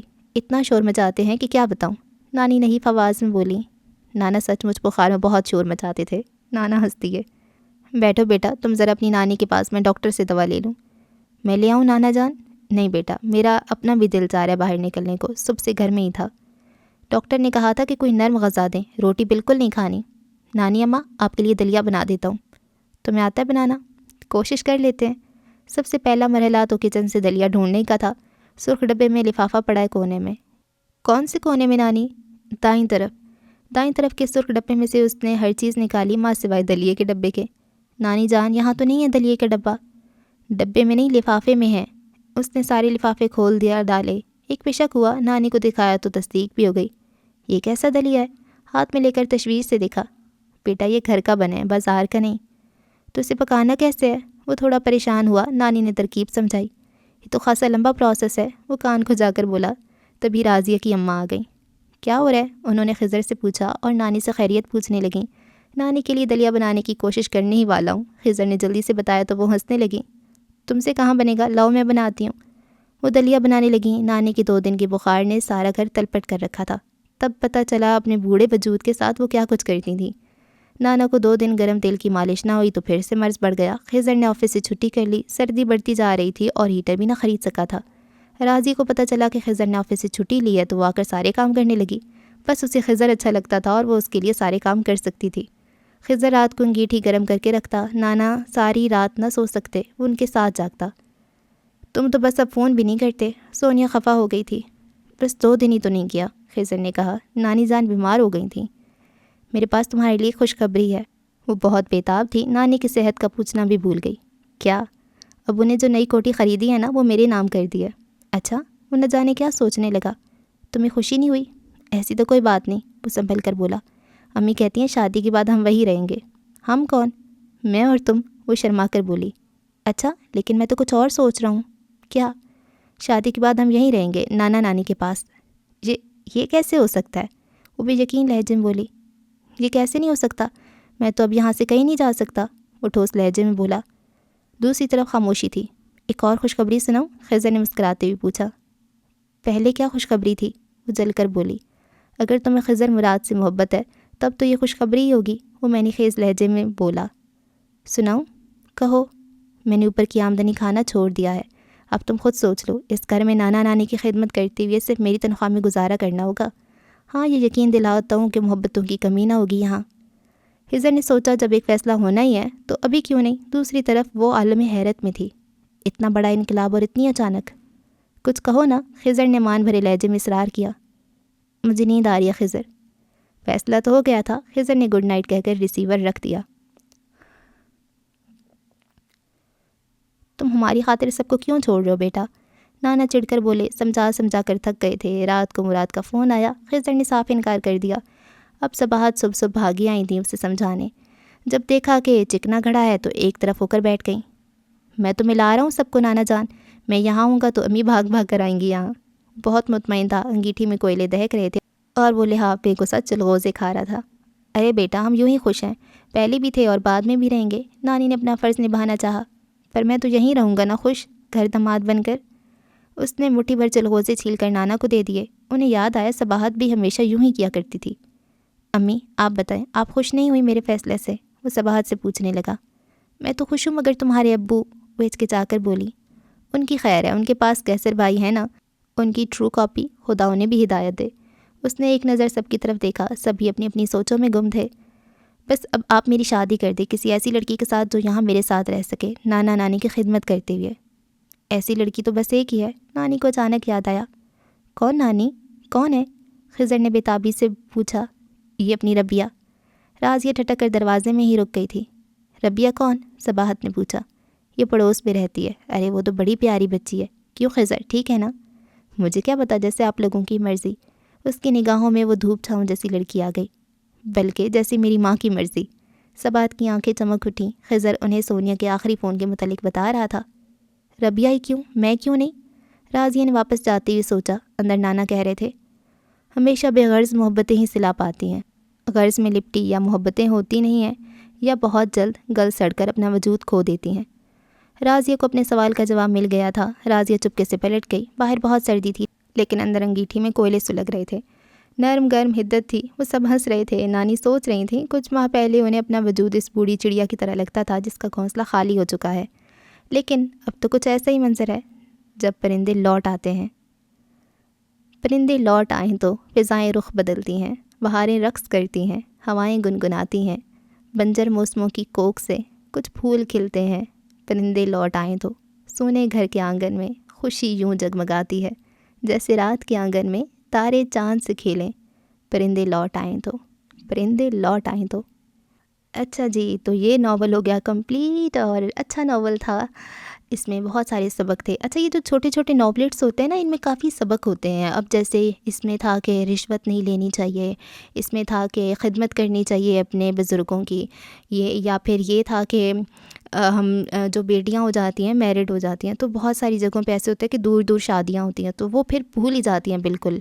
وہ تو خیر چاہتی بھی ہیں لیکن ان کے جو سسرال والے ہوتے ہیں وہ نہیں آنے دیتے, یا پھر ان کی اتنی زیادہ رسپانسبلٹیز بڑھ جاتی ہیں کہ وہ بالکل چھوڑ دیتی ہیں. اور ہمارے یہاں ایک بہت غلط کنسیپٹ ہے کہ ہمیں لگتا ہے کہ جو ماں باپ ہوتے ہیں نا وہ بیٹے کی ذمہ داری ہوتے ہیں, بیٹے نے ہی ان کو رکھنا ہے, ان کا خیال رکھنا ہے اور بہو نے رکھنا ہے.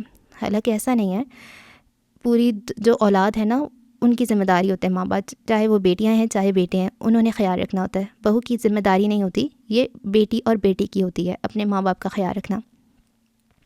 تو خیر اسلام کو ہم نے فالو ہی کب کیا ہے, ہم تو اپنی کوئی نئے رواج اور کیا کچھ بنا رہے ہیں. تو اسلام کو اگر دیکھا جائے تو پھر تو کیا ہی بات ہے پھر تو زندگی یار اتنی مزے کی زندگی ہے نا اگر اسلام کو پراپر فالو کیا جائے. تو ہم لوگ صرف وہاں سے اسلام کو اٹھا لیتے ہیں جہاں جہاں سے ہمارا فائدہ ہوتا ہے یا جہاں سے ایزی لگتا ہے ہمیں فالو کرنا. جہاں جہاں ہمیں مشکل آ رہی ہوتی ہے وہاں پہ ہم تھوڑا سا ڈفرینٹ کلچر لے لیتے ہیں خیر اچھا ناول تھا. راحت جبین کا ایک اور ناول ہے, اس کی تقریباً 2 ایپیسوڈز ہیں اور اس کا نام ہے تتلی پھول خوشبو سم تھنگ نام ہے, اور بڑا انٹرسٹنگ ناول ہے. اور اس میں یہ ہے نا کہ لڑکیاں جو نخرے کرتی ہیں شادی کے لیے, ان کے بہت سے آئیڈیل ہوتے ہیں مائنڈ میں, تو وہ ناول پڑھنے کے بعد, نہیں بہت سارے ناول جب ہم پڑھتے ہیں تو ہمارے آئیڈیل کی ڈفرینٹ ایک شیپ بن جاتی ہے, لمبا چوڑا اور بڑا ہی امیر کبیر اور گہری آنکھوں والا ویسا ہمیں ہیرو چاہیے ہوتا ہے. اور ہیرو لڑکے اگر سن رہے ہیں ناول تو انہیں بھی ایسی پھرتیلی سی ربیہ جیسی کام کرنے والی چاہیے ہوتی ہے. اپنے گھر کا کام بھی کرتی ہے, نانی کے گھر کا بھی کام کرتی ہے, کالج کا بھی کام کرتی ہے, سوئی دھاگا بھی کرتی ہے, سب کام کرتی ہے. واہ جی واہ, ایسے ہی ہوتا نہیں ہے, ویسے ہی ناولوں میں ہی ہوتا ہے. تو ہمارے مائنڈ میں ایسی جو ہیروئنوں کے خاکے بن جاتے ہیں ویسی سب کو بیگم چاہیے ہوتی ہے.